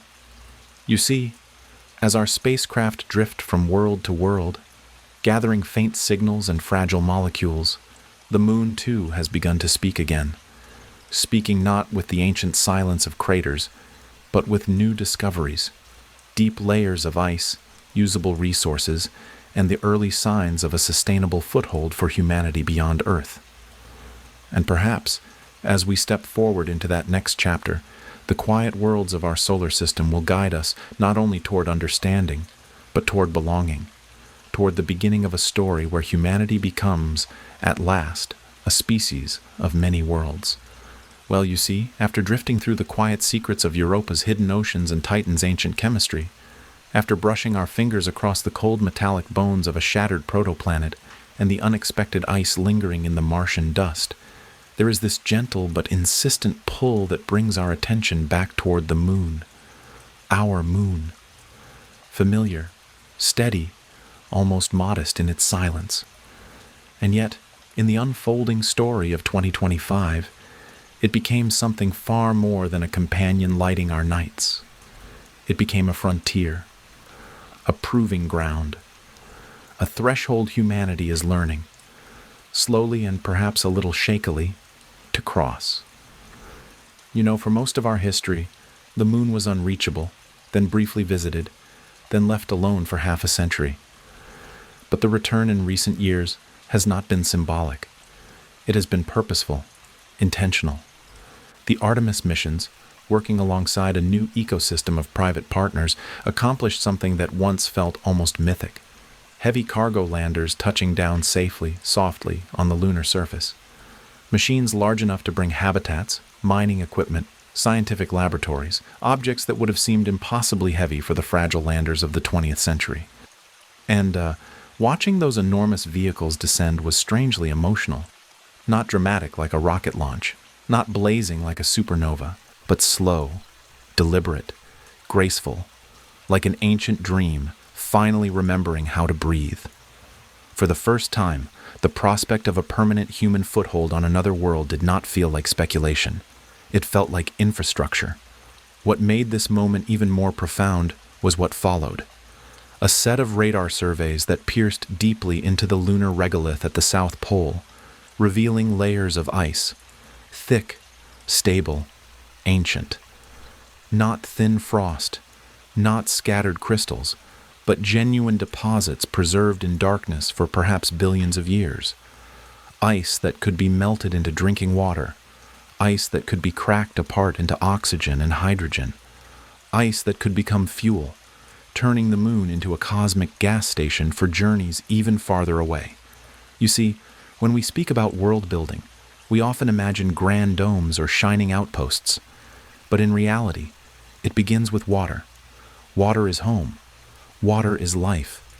Water is the first step toward permanence. And with these new findings, the moon suddenly felt less like a barren desert and more like a place with potential, a reservoir waiting patiently beneath ancient shadows. And well, another discovery added an unexpected flourish to this unfolding possibility. Engineers began experimenting directly on the lunar surface with a technique that seems almost magical, using concentrated sunlight to heat lunar soil until it fuses into bricks. Not imaginary bricks, not prototypes in a laboratory on Earth, but real sturdy building materials formed from dust and rock that had never been touched by air. The process required no additives, no binders, only the moon itself reshaped into architecture. Imagine that for a moment, standing on the moon under a sky full of silent stars, watching raw regolith melt and cool into something new, something human, something intentional. Structures built not from materials dragged across 250,000 miles, but from the moon's own body, transformed by sunlight. The elegance of it feels almost poetic, as though we are learning to collaborate with a world rather than dominate it. This ability to manufacture building materials locally is more than symbolism. It is the cornerstone of sustainability. Without it, lunar settlement would be little more than a temporary camp. With it, the moon becomes a workshop, a construction site, a place where habitats can be expanded, repaired, reinforced, all without relying on constant shipments from Earth. It means that over time, astronauts might walk through arches and corridors built from moonlight and dust. You know, when scientists began modeling the potential of a lunar resource ecosystem, something quietly astonishing emerged. The moon might not simply support exploration, it might enable it. The combination of local water, solar power, and building materials forms the beginnings of a closed-loop system. Hydrogen and oxygen from ice can feed fuel cells. Ice can support agriculture within pressurized habitats. Sunlight can be harvested continuously at certain peaks near the poles. Brick structures could shield crews from radiation, micrometeorites, and thermal extremes. What once seemed like a harsh, unlivable wasteland begins to resemble a frontier settlement. Fragile at first, yes, but slowly gaining resilience. And the arrival of heavy landers from private companies didn't just bring equipment. It signaled a shift in the very philosophy of lunar exploration. No longer is the moon viewed solely through the lens of national prestige. It is becoming a collaborative economic zone, a site for industrial experimentation, a platform for technologies that may one day shape an entire off-world economy. Mining companies testing extraction methods, energy companies experimenting with solar arrays designed to function in dust-heavy, atmosphere-free conditions. Research teams studying the lunar environment not as a museum, but as a living laboratory. It is strange to think that our nearest celestial neighbor, long seen as barren and inert, could become a place where humanity begins to practice the art of living beyond Earth. But in 2025, that future stepped out of the realm of imagination and into possibility. You see, as ice was mapped and bricks were forged and habitats unloaded from their cargo landers, a picture began to take shape. A network of small robotic factories, storage tanks buried under regolith for thermal insulation, landing pads sintered smooth to prevent dust storms, modular habitats designed to expand outward like growing roots. The moon might become more than a destination. It might become the training ground for our species' next great chapter. But perhaps the most striking part of all this is what it reveals about us, about humanity. When we look up at the moon now, we do not merely see a distant light. We see potential, a place where our tools, our hopes, our ingenuity can gather and take shape, a place not inhospitable, but promising, if approached with patience and respect. And well, as scientists and engineers discussed these findings, a deeper question began to surface. If we can establish a sustainable presence on the moon, if we can harvest resources, build with local materials, and operate heavy machinery safely in low gravity, then what else becomes possible? Where else might we go? Mars becomes a little closer. The asteroid belt becomes a little more reachable. Even the outer moons, Europa, Titan, and Enceladus, begin to drift from fantasy toward far future itineraries. The moon, in this sense, is our threshold, our first step beyond the cradle, our rehearsal for the wider cosmos. And yet, as we begin to build, as machines trace new patterns into lunar dust, another voice emerges from the universe. A faint one, yes, but unmistakable. A whisper, not from the moon or Mars or Titan, but from the fabric of space-time itself. New instruments floating in the quiet between worlds begin to listen, stretching their metallic arms to detect tremors older than galaxies. Because while we lay bricks in silent gray soil, far above and beyond us, the universe hums with gravitational waves, signals that might reveal not merely the story of stars or black holes, but the rhythms of existence itself. Perhaps, as we turn the next page, we will lean closer to that cosmic hum and find that the universe has been singing to us all along. Well, you see, as humanity pressed its footprints into the soft lunar dust and began, for the first time, to shape another world with intention rather than imagination, something else was happening far above the moon's pale horizon, something quieter, stranger, almost ghost-like. While machines baked lunar soil into bricks and radar beams sketched the outlines of ancient ice, delicate detectors drifting through the serenity of space were beginning to hear faint tremors, not of rock, not of crust or mantle, but of space-time itself. And that's the thing. Even as we learned to build on the moon, the universe was whispering through vibrations older than stars, tuning our ears to a music we'd only recently learned existed. You know, gravitational waves are peculiar things. They do not shimmer or glow. They do not scatter or echo in the ways familiar to our senses. They stretch and squeeze the very fabric of the cosmos, slipping through galaxies, planets, and people without resistance. And for a long time, our instruments could only detect the loudest of these waves, the dramatic mergers of black holes and neutron stars, the cosmic equivalents of thunder. But in 2025, something remarkable occurred. A new generation of detectors, stationed in orbit far from the tremors of Earth, began delivering their first official datasets. They were listening not for thunder, but for murmurs, the soft background hum that fills the universe like the faint breath of creation itself. And the moment those detectors came online felt, to many scientists, like opening a window into an entirely new layer of reality. Because instead of isolated bursts, what they found was a persistent, all-encompassing background signal, a gravitational wave hum permeating space-time in every direction, the cosmic equivalent of static, except this static wasn't noise. It was history. It was the memory of countless mergers, black holes colliding, neutron stars spiraling inward, massive structures shifting across aeons. Every fluctuation was a chapter, every wiggle a trace of something once violent, now long gone. This background, this quiet cosmic music, had been predicted for decades, but hearing it for the first time was like discovering that silence itself had texture. That emptiness was not empty at all. And well, this wasn't the only surprise hidden in the gravitational tapestry.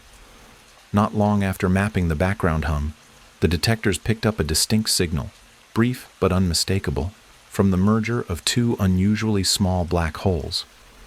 And that's remarkable, you see, because these black holes appeared to be relics from the earliest epochs of the universe. Tiny by cosmic standards, perhaps only a few tens of solar masses, yet older than any others ever confirmed. Their collision revealed something profound about the early universe, that black holes did not simply form from the deaths of stars, but may have been forged in the turbulent, high-density chaos immediately following the Big Bang. This detection didn't just tell us when they merged, it told us where they came from, an era when galaxies were only beginning to take shape, when dark matter clumped and drew matter into uneven webs. These early black holes may have acted as seeds for larger cosmic structures, sculpting the gravitational landscape we now study billions of years later. And, there was something haunting, almost lyrical, in seeing such early cosmic relics collide. Imagine two objects born in the universe's infancy, drifting for billions of years through expanding space, slowly spiraling toward each other in a dance that would end long after galaxies matured, long after the first stars formed, long after Earth itself came into being. And yet, their final moment, the moment they touched and vanished into one, was felt here, now, as a faint ripple washing across our detectors. You know, it's moments like this that remind us how deeply intertwined we are with the cosmos, that even the smallest vibrations of space-time carry stories from eras so remote they defy imagination. But the detectors found something even stranger, signals that didn't match any known astrophysical event. Not the neat signature of black hole mergers, not the chirp of neutron star collisions, not even the background hum of countless distant events. Instead, these anomalies flickered like brief, irregular pulses, almost as though something massive were shifting or colliding in a way we hadn't predicted. And when researchers compared these anomalies with dark matter models, a curious alignment appeared. Some of the unexplained gravitational signals behaved as though they might be tied to dark matter interactions, perhaps clumps of dark matter collapsing, or exotic particles scattering in ways we have never observed directly. Now, this is speculative, of course. The universe often teases us with coincidences. But still, these signals carried a flavor unlike anything we've detected before. They arrived not as waves from catastrophic events, but as soft distortions, subtle, transient, uncomfortably suggestive. It was like hearing footsteps in a distant hallway without knowing whether they belonged to a friend, a stranger, or something you've never even conceived of. And well, as more data arrived, the gravitational wave background itself revealed patterns, not uniform, not entirely random. There were hints of anisotropies, regions where the background hum grew slightly louder or softer. These variations might correspond to massive cosmic structures like galaxy clusters or voids, or perhaps to phases of early universe turbulence that left imprints on the fabric of spacetime. For the first time, gravitational waves weren't just exotic confirmations of relativity. They became cartographers, tools for mapping the invisible scaffolding of the cosmos. You see, sound can reveal the shape of a room, even when the lights are off. In the same way, these gravitational murmurs began outlining the architecture of cosmic history, regions dense with ancient mergers and others eerily quiet. Researchers even noticed something slightly eerie. Certain frequency bands of the background hum shifted over time, as though the universe's gravitational chorus were evolving. Not dramatically, not suddenly, but subtly, like the slow deepening of an instrument's tone as it ages. This could be the signature of changing merger rates, or of dark matter halos collapsing, or of exotic physics shaping spacetime during the universe's earliest seconds. And, as humanity's first lunar structures began to rise from sun-baked regolith, the gravitational wave detectors orbiting overhead were listening to the entire cosmic symphony, past and present, at once. It created an odd contrast. Below, we were taking our first tentative steps toward living beyond Earth. Above, the universe was whispering truths from epochs before Earth even existed. Some scientists describe the feeling as standing on a mountainside at dawn, hearing echoes from valleys still shrouded in night. One of the most transformative results came when researchers combined the background gravitational wave map with dark matter distribution models. The alignment between certain wave intensities and predicted dark matter clumps was too compelling to dismiss.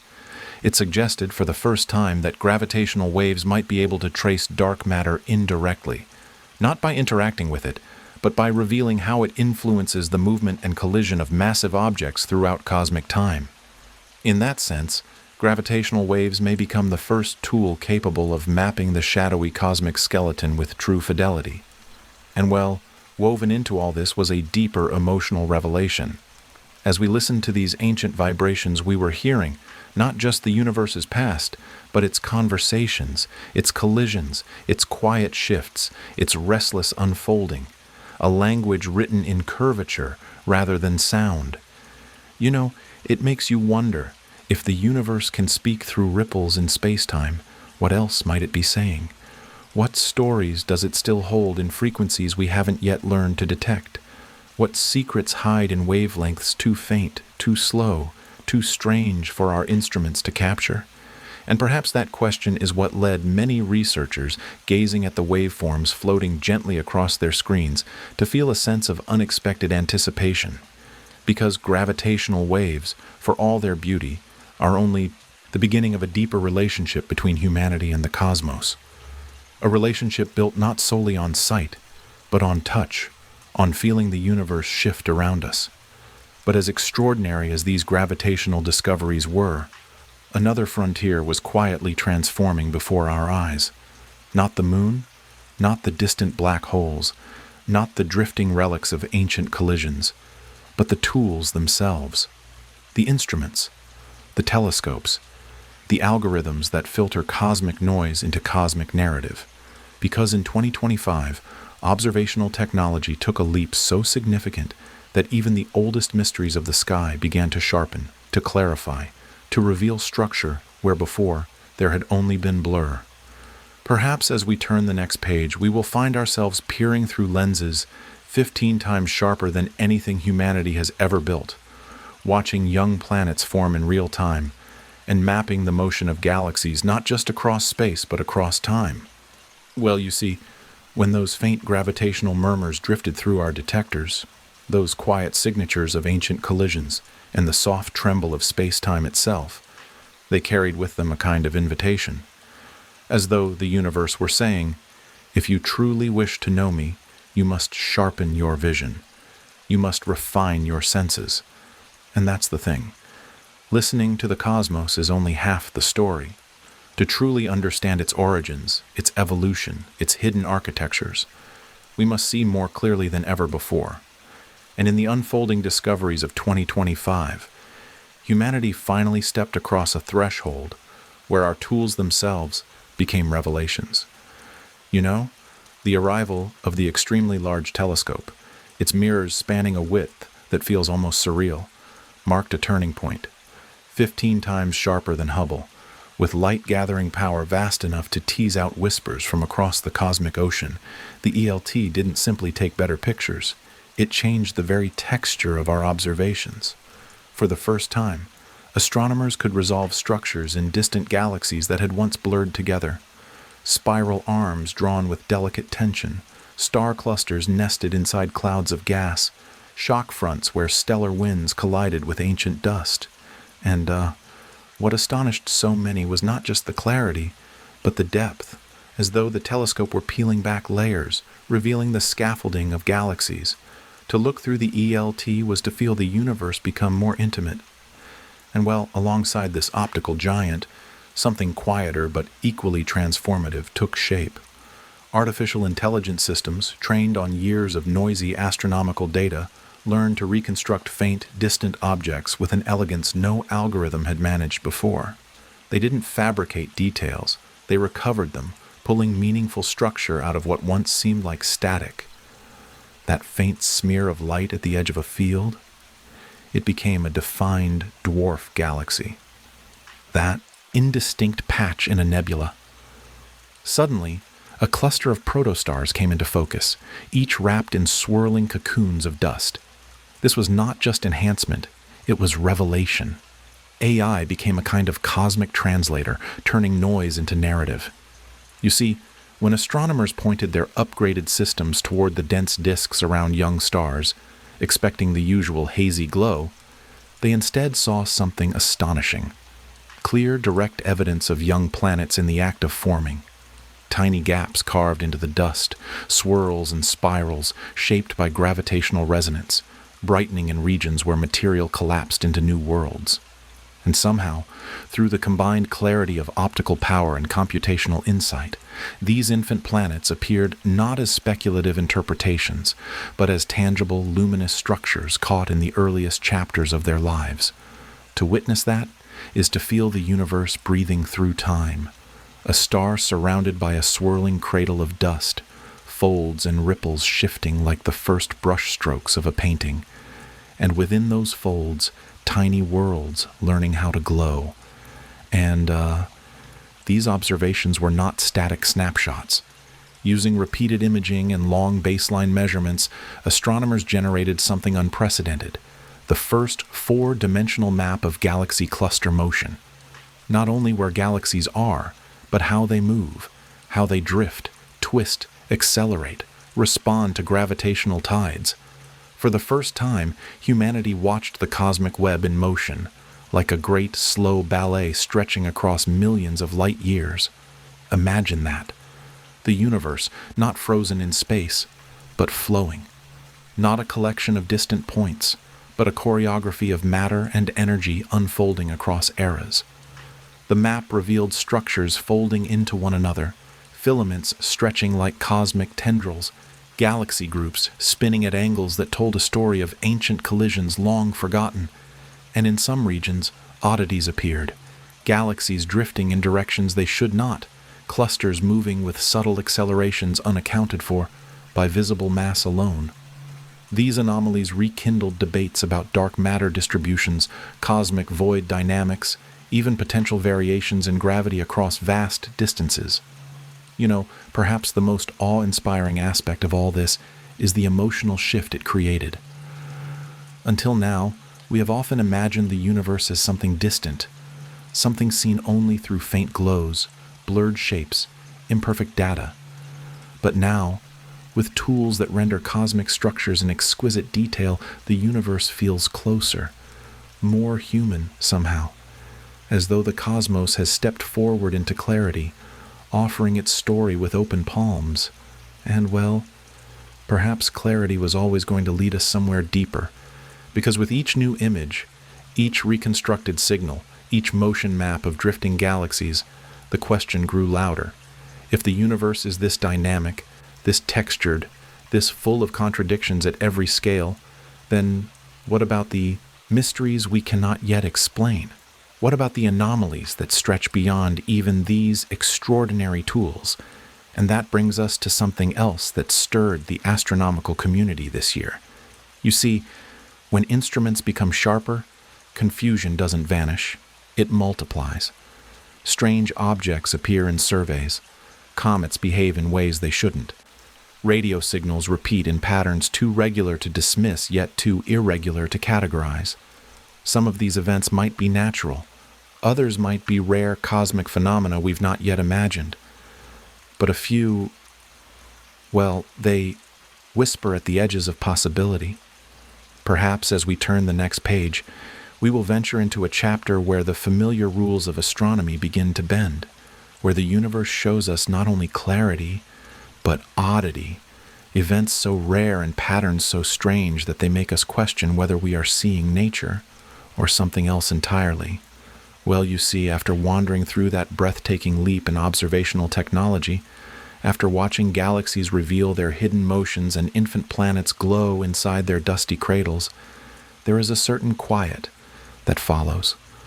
A pause, almost. A moment where the universe seems to inhale before surprising us again. And that's the thing. When our instruments sharpen, when our perception deepens, the cosmos doesn't just become clearer. It becomes stranger. It begins to show us events so rare, so improbable, so delicately perched between the natural and the mysterious that we can't quite decide whether to whisper or shout. In the unfolding discoveries of 2025, this strangeness took center stage. It stepped out of the shadows and drifted across our telescopes with a kind of eerie confidence. It started with an object, small, dark, and indifferent to every rule we tried to apply to it. A visitor, not from the planets, not from the Kuiper belt, but from beyond the sun's reach. Another interstellar object. But unlike the ones before, this one behaved as though gravity were merely a suggestion. Its trajectory curved strangely, accelerating in a pattern that did not match cometary outgassing, did not follow any known model of solar radiation pressure, did not correspond to mass loss or jetting. It was as though the object were adjusting its own path, gently, subtly, but undeniably. Scientists describe the motion as non-ballistic, a polite way of saying, we don't know why it's doing that. And when spectral analysis came in, the confusion deepened. Its surface composition didn't match the rocky, icy, or metallic signatures we expect from natural bodies. Instead, it showed unfamiliar crystalline structures, materials almost glass-like, interspersed with compounds that shouldn't form in the cold depths between stars. Some wondered aloud whether it might be a fragment of an exotic planetary crust. Others speculated about ancient collisions in distant systems.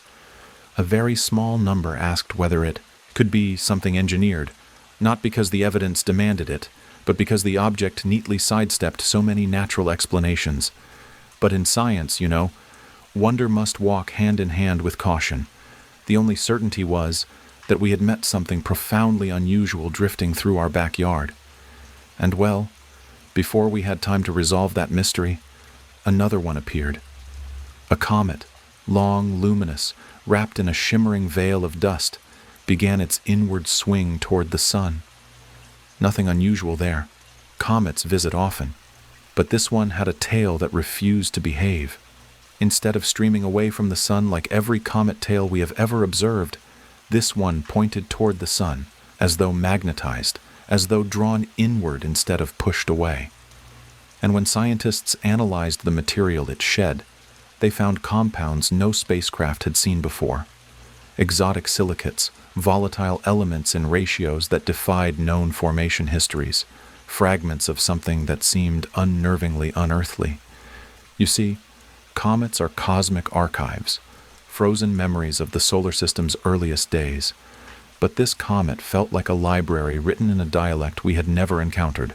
Some hypothesized that solar wind interactions with an unusually charged nucleus could account for the reversed tail. Others argued for magnetic coupling, but even the most creative models had trouble explaining the composition. It was as if the comet had been born in a different kind of solar system altogether.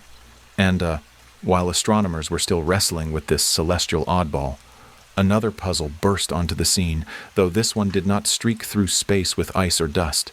It arrived as a pulse, a radio pulse, then another, and another.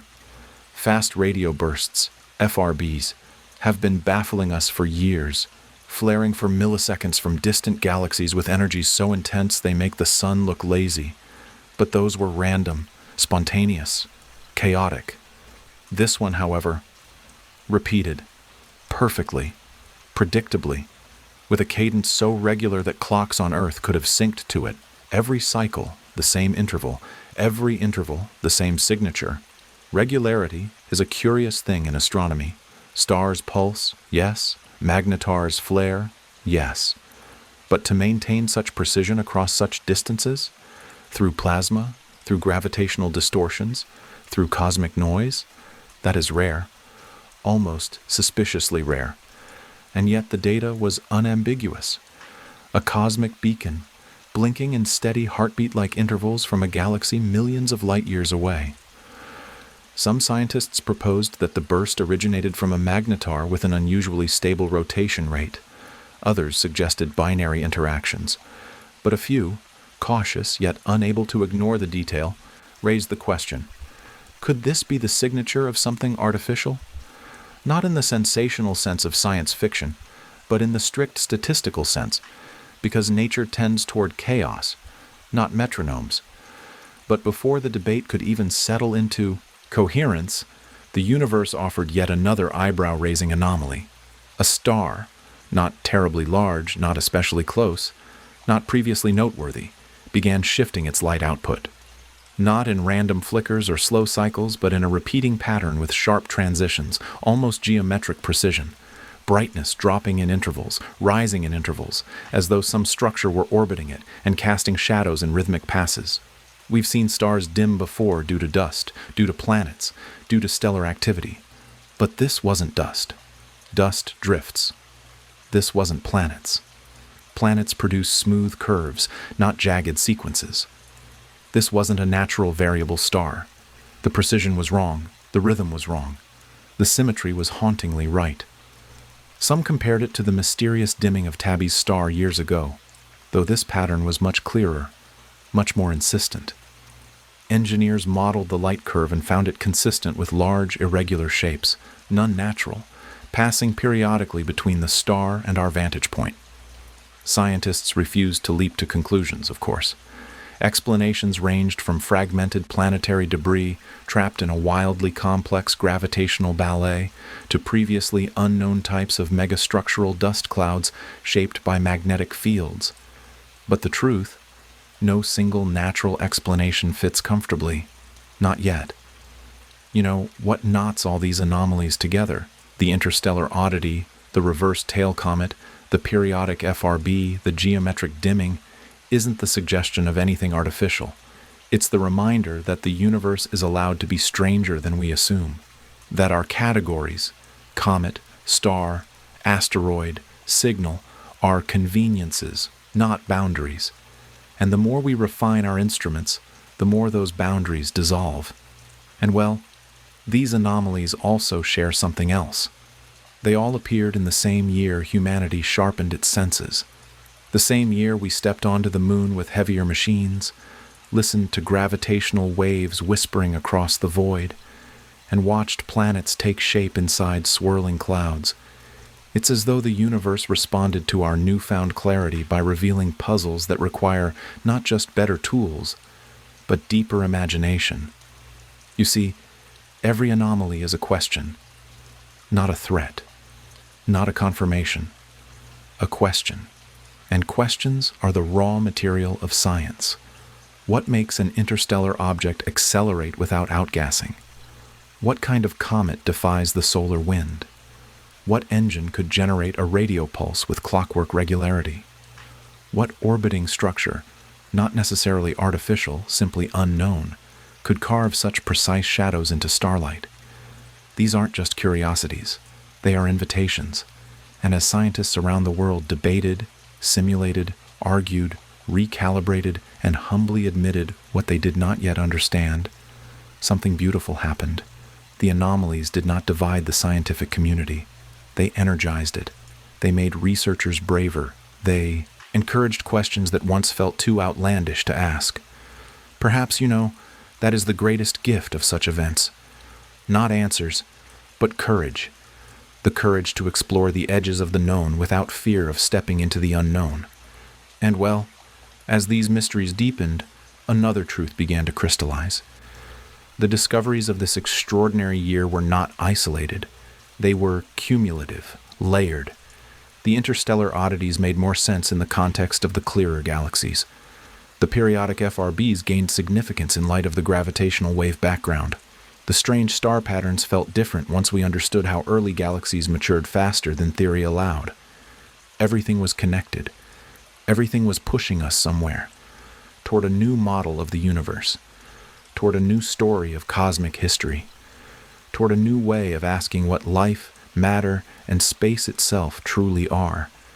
And perhaps, as we turn the next page, we will find ourselves stepping beyond the discoveries of 2025 into a wider horizon where the very framework of cosmology begins to shift, reshaped by tension in the Hubble constant, by new missions poised to launch, by the growing realization that the next decade may transform astronomy more profoundly than any since the dawn of spaceflight.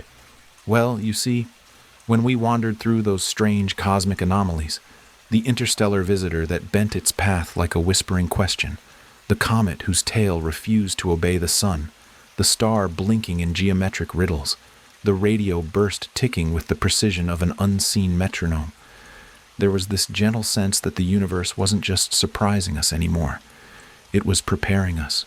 Quietly, patiently, almost tenderly, it was rearranging the horizon of what humanity believes it understands. And that's the thing. The discoveries of 2025 weren't merely milestones, they were pivot points, subtle shifts in gravity that changed the trajectory not only of astronomy, but of our sense of identity in the cosmos. You know, when scientists finally stepped back, after months spent untangling signals, refining spectra, mapping gravitational murmurs, watching baby planets swirl into being, they began to realize that none of these findings could be tucked neatly into the old framework. The universe had outgrown our models, or perhaps we had outgrown the certainty those models once gave us. Take the Hubble tension, this growing disagreement between how fast the universe seems to be expanding now and how fast it should have been expanding long ago.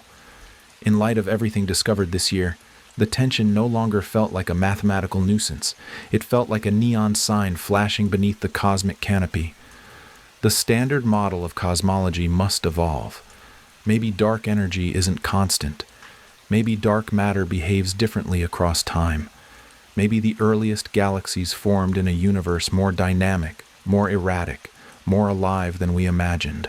And, far from discouraging scientists, this realization ignited something, a kind of intellectual courage, a willingness to rewrite the diagrams we once treated as scripture. The standard cosmological model, elegant though it may be, now feels like a first draft of a much larger manuscript. The next version is beginning to take shape, not as a theory imposed on the universe, but as a truth the universe is coaxing us toward. And well, as the theory bends and reforms, so too do our ambitions. Because the discoveries of this year acted like catalysts. They accelerated mission planning. They unlocked funding. They expanded the imaginative bandwidth of institutions that once hesitated to dream too boldly.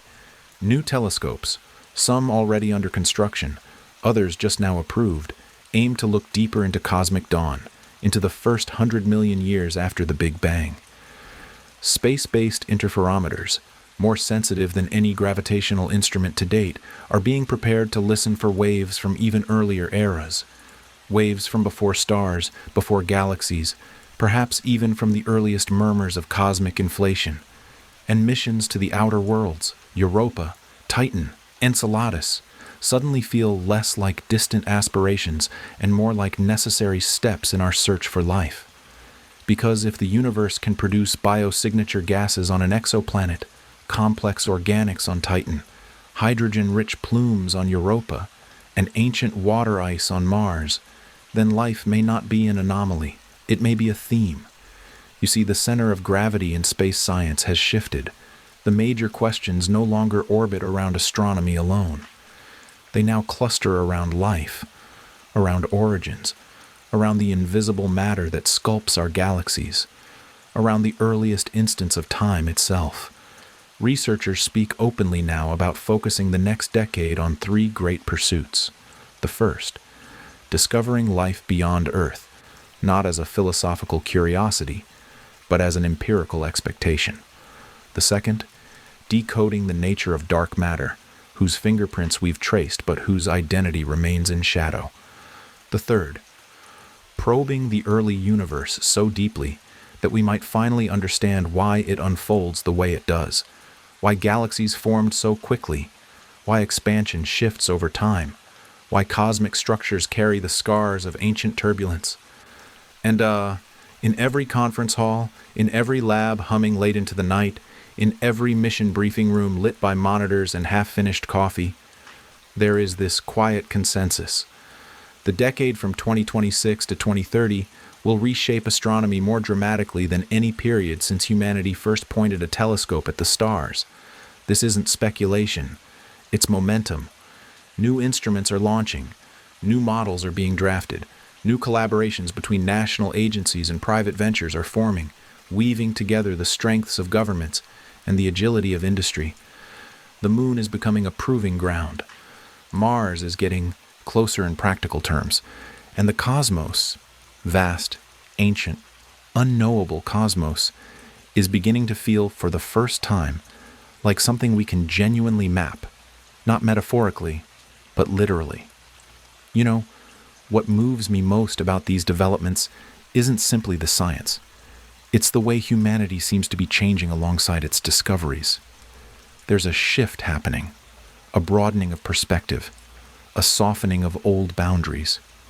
We are learning to be at home in a universe that is larger, stranger, and more vibrant than we ever imagined. And well, perhaps that is the quiet legacy of 2025. Not just data points, not just images, not just anomalies that tug at the edges of explanation, but a change in posture, a readiness to wonder again, a willingness to confront the unimaginable without fear, a recognition that knowledge isn't an inheritance but a journey. You see, the universe is not static. It grows, it evolves, it changes tempo and texture, and so must we. And as the final papers of this extraordinary year were published, as scientists reflected on everything from biosignatures to supernovae to dark matter anomalies, a feeling settled over the scientific world. This is only the beginning. That 2025 wasn't a peak, but a spark, an ignition point for a transformative era. Perhaps what lies ahead will demand more humility than certainty. Perhaps the next discoveries will unravel some of the truths we cling to now. Perhaps we will find life. Perhaps we will redefine physics. Perhaps we will glimpse the universe in its earliest breath. And perhaps, as we step into this future, another question rises gently to meet us. If the universe is changing, and our understanding is changing, then what about us? What does it mean for humanity to awaken in a cosmos so full of possibility? What does it mean to dream, not just of discovery, but of belonging? Maybe the next chapter will not be written solely in observatories or spacecraft or equations.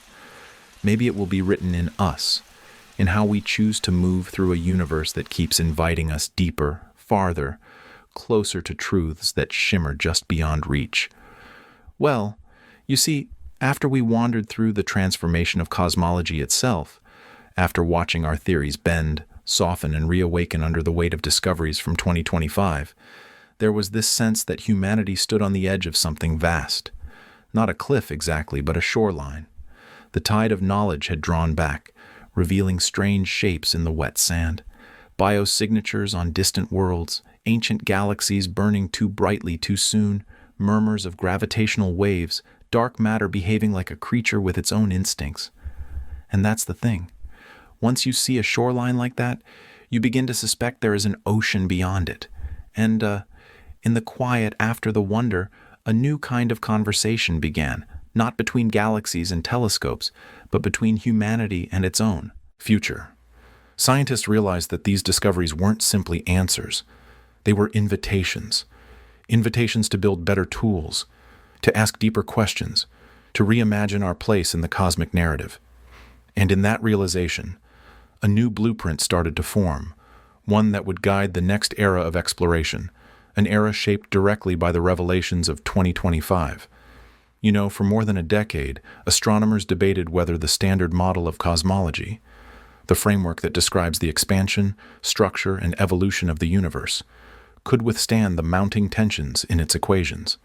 The Hubble constant disagreement, the unexpected maturity of early galaxies, the uneven distribution of cosmic structures, the hints of dynamic dark energy. These weren't isolated cracks. They were pressure points. And by the end of 2025, the field reached a quietly seismic consensus. The model must be updated, not thrown away, not discarded, but adapted, deepened, rewritten with a humility that reflects the truth that the universe is stranger, faster, more textured than we once believed. And well, this shift didn't happen in a single moment. It rippled outward across disciplines. Cosmologists revised their parameters. Particle physicists proposed new families of dark sector particles. Astrophysicists re-examined star formation models, galaxy evolution timelines, and lensing reconstructions. Even planetary scientists, those who spend their time studying the worlds close to home, found themselves caught in the widening web of cosmic interconnection. Everything we thought we knew had a slightly different flavor now, a different tone, as though the universe had tilted its head and said gently, "Look again." But what truly defined the aftermath of 2025 was a surge of ambition, scientific, technological, and philosophical. New missions that once seemed too bold were suddenly necessary. Space agencies accelerated plans for probes capable of drilling into Europa's ocean, flying through Titan's atmosphere, sampling Enceladus's plumes. Ground-based observatories launched collaborations to create continuous, synchronized arrays spanning continents.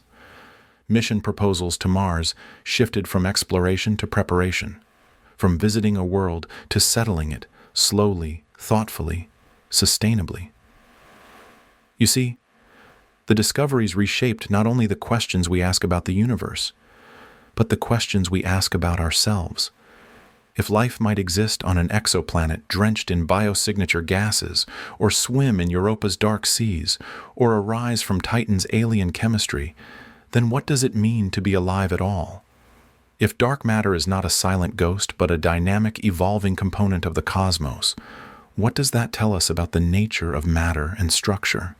If the early universe burst with creativity faster than predicted, does that rewrite our sense of cosmic childhood? And, perhaps most stirring of all was the recognition that the next decade is poised to become the most transformative in modern astronomy. Not someday, not abstractly, but imminently, beginning in 2026 and stretching toward the early years of the next century. Because the tools we are building now, the missions we are planning, the theories we are reshaping, they all converge toward a single, profound pursuit: understanding how everything began, how everything evolves, and whether we are alone in its vastness. The priorities crystallized into 3 gravitational centers. First, the search for life, not as myth, not as a philosophical diversion, but as a scientific frontier.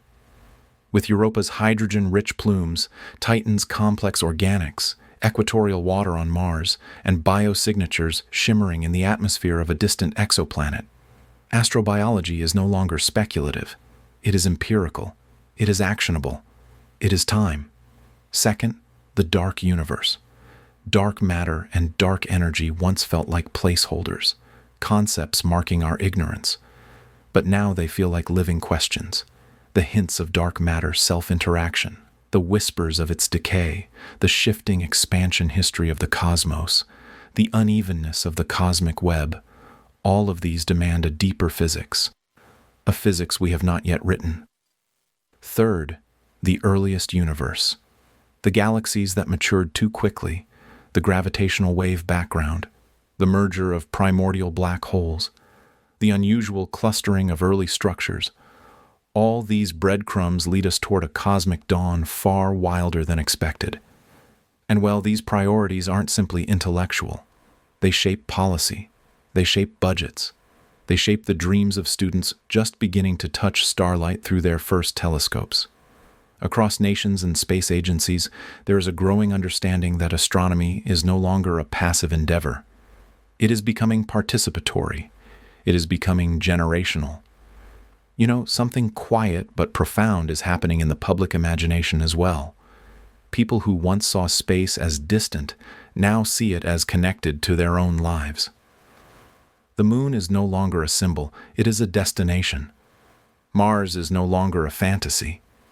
It is a goal. Exoplanets are no longer curiosities, they are potential neighbors. Gravitational waves are no longer abstractions, they are the universe's heartbeat.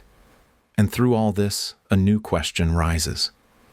If the coming decade will reshape astronomy, how will it reshape us? Because the discoveries of 2025 have already begun to bend the arc of human thinking. Philosophers debate whether life might be inevitable. Economists weigh the value of lunar industry. Artists incorporate gravitational wave data into symphonies. The boundaries between disciplines blur as the cosmos spills into every corner of human culture. And, standing at this threshold, it's hard not to feel that the discoveries were never the destination, but the beginning of a much larger awakening. The standard model will adapt. The missions will launch, the telescopes will sharpen, the gravitational observatories will deepen their sensitivity until they can hear the universe's earliest trembling sighs. But something deeper will unfold alongside all of that, a shift in consciousness, a widening of perspective, a growing sense that humanity is not merely observing the universe, but participating in it. And well, as researchers finalize their reports, as agencies prepare their next decadal strategies, as the public leans closer with a curiosity that feels almost ancient, one idea rises, soft but unshakable. 2025 was not a crescendo. It was an overture. The opening notes of a symphony the universe has been composing since long before stars learned how to shine. And as we carry this overture forward, perhaps the next chapter will not simply describe how we study the universe, but how we live within it, on other worlds, under unfamiliar skies, breathing air recycled in distant habitats, listening for the faint hum of gravitational waves as though they were a lullaby written for a species just learning to wander. Perhaps, as we step into that chapter, the cosmos will reveal that the greatest discovery is not out there in the stars, but the one that happens when a species finally understands its place among them. Well, you see, after walking with you through this long arc of discovery, from the delicate breath of life on a distant exoplanet to the violent bloom of a nearby supernova, from the trembling whispers of dark matter to the uneven heartbeat of cosmic expansion, from ancient galaxies defying their age to black holes shifting their axes like drifting giants, from Europa's hidden seas to Titan's alien chemistry, from lunar bricks forged from sunlight to gravitational waves humming with the memory of creation, there is a feeling, isn't there, that something has changed, not just in the universe, but in us. And that's the thing. The discoveries of 2025 did not simply widen the cosmos. They widened humanity's sense of belonging within it. You know, when a species begins to understand the universe at this depth, something subtle awakens. It's not pride. It's not triumph.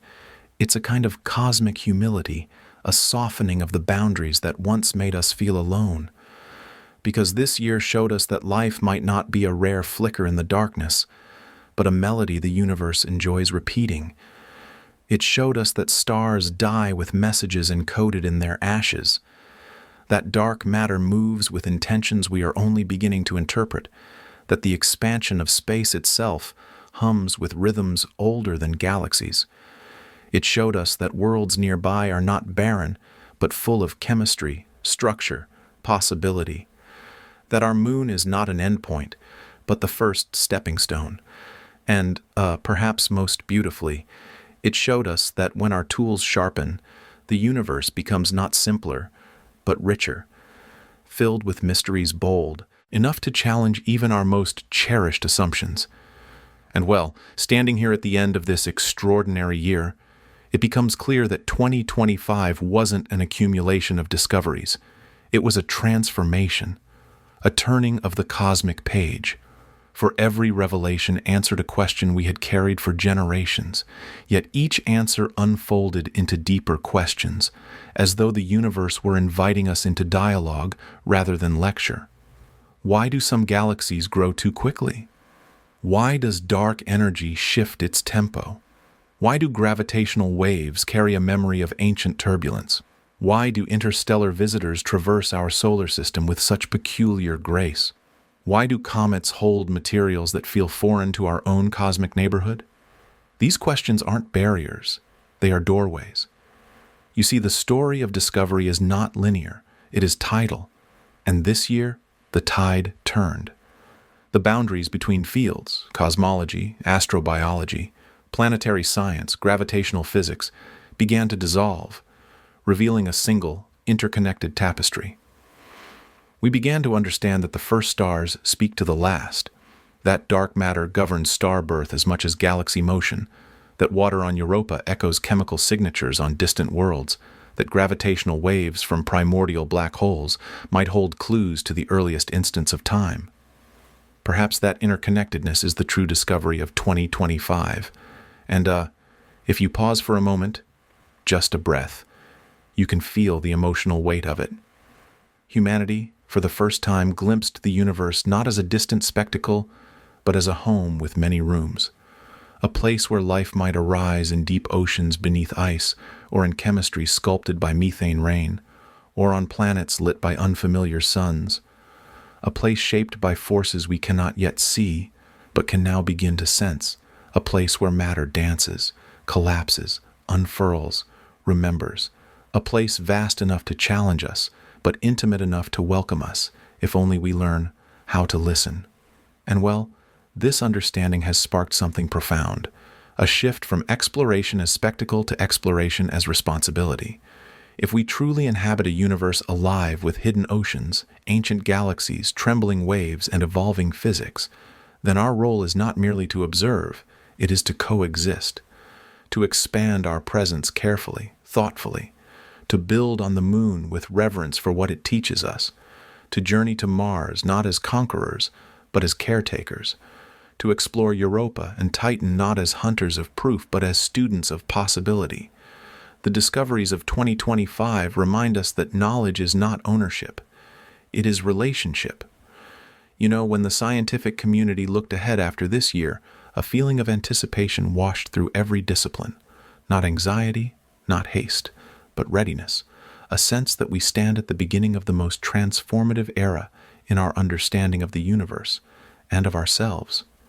Missions planned for decades suddenly feel urgent. Observatories that once seemed ambitious now feel necessary. Questions once considered speculative now shape the very trajectory of research. What is life? What is matter? What is time? What is our place in the grand weaving of it all? These are not abstract ideas anymore. They are the logical continuation of what 2025 revealed.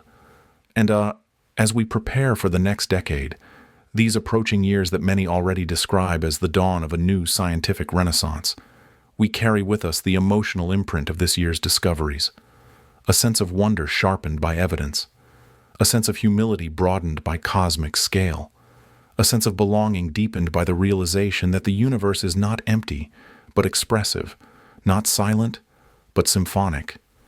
And well, perhaps the greatest truth carried forward from this extraordinary year is that the universe is not finished. It is still unfolding, still creating, still revealing, and humanity, for the first time in its long story, seems ready not only to witness that unfolding, but to participate in it.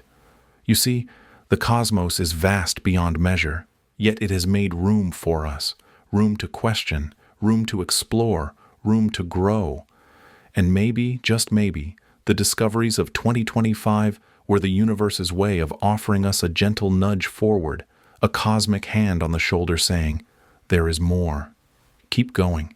And perhaps, as we carry this momentum into the next chapter, we will find that the true journey is not simply outward to planets, moons, galaxies, but inward as well, into the heart of what it means to be a species capable of wonder, capable of curiosity, capable of listening to the faint hum of the universe and feeling somehow that it is calling our name. And in that quiet calling, the next chapter begins,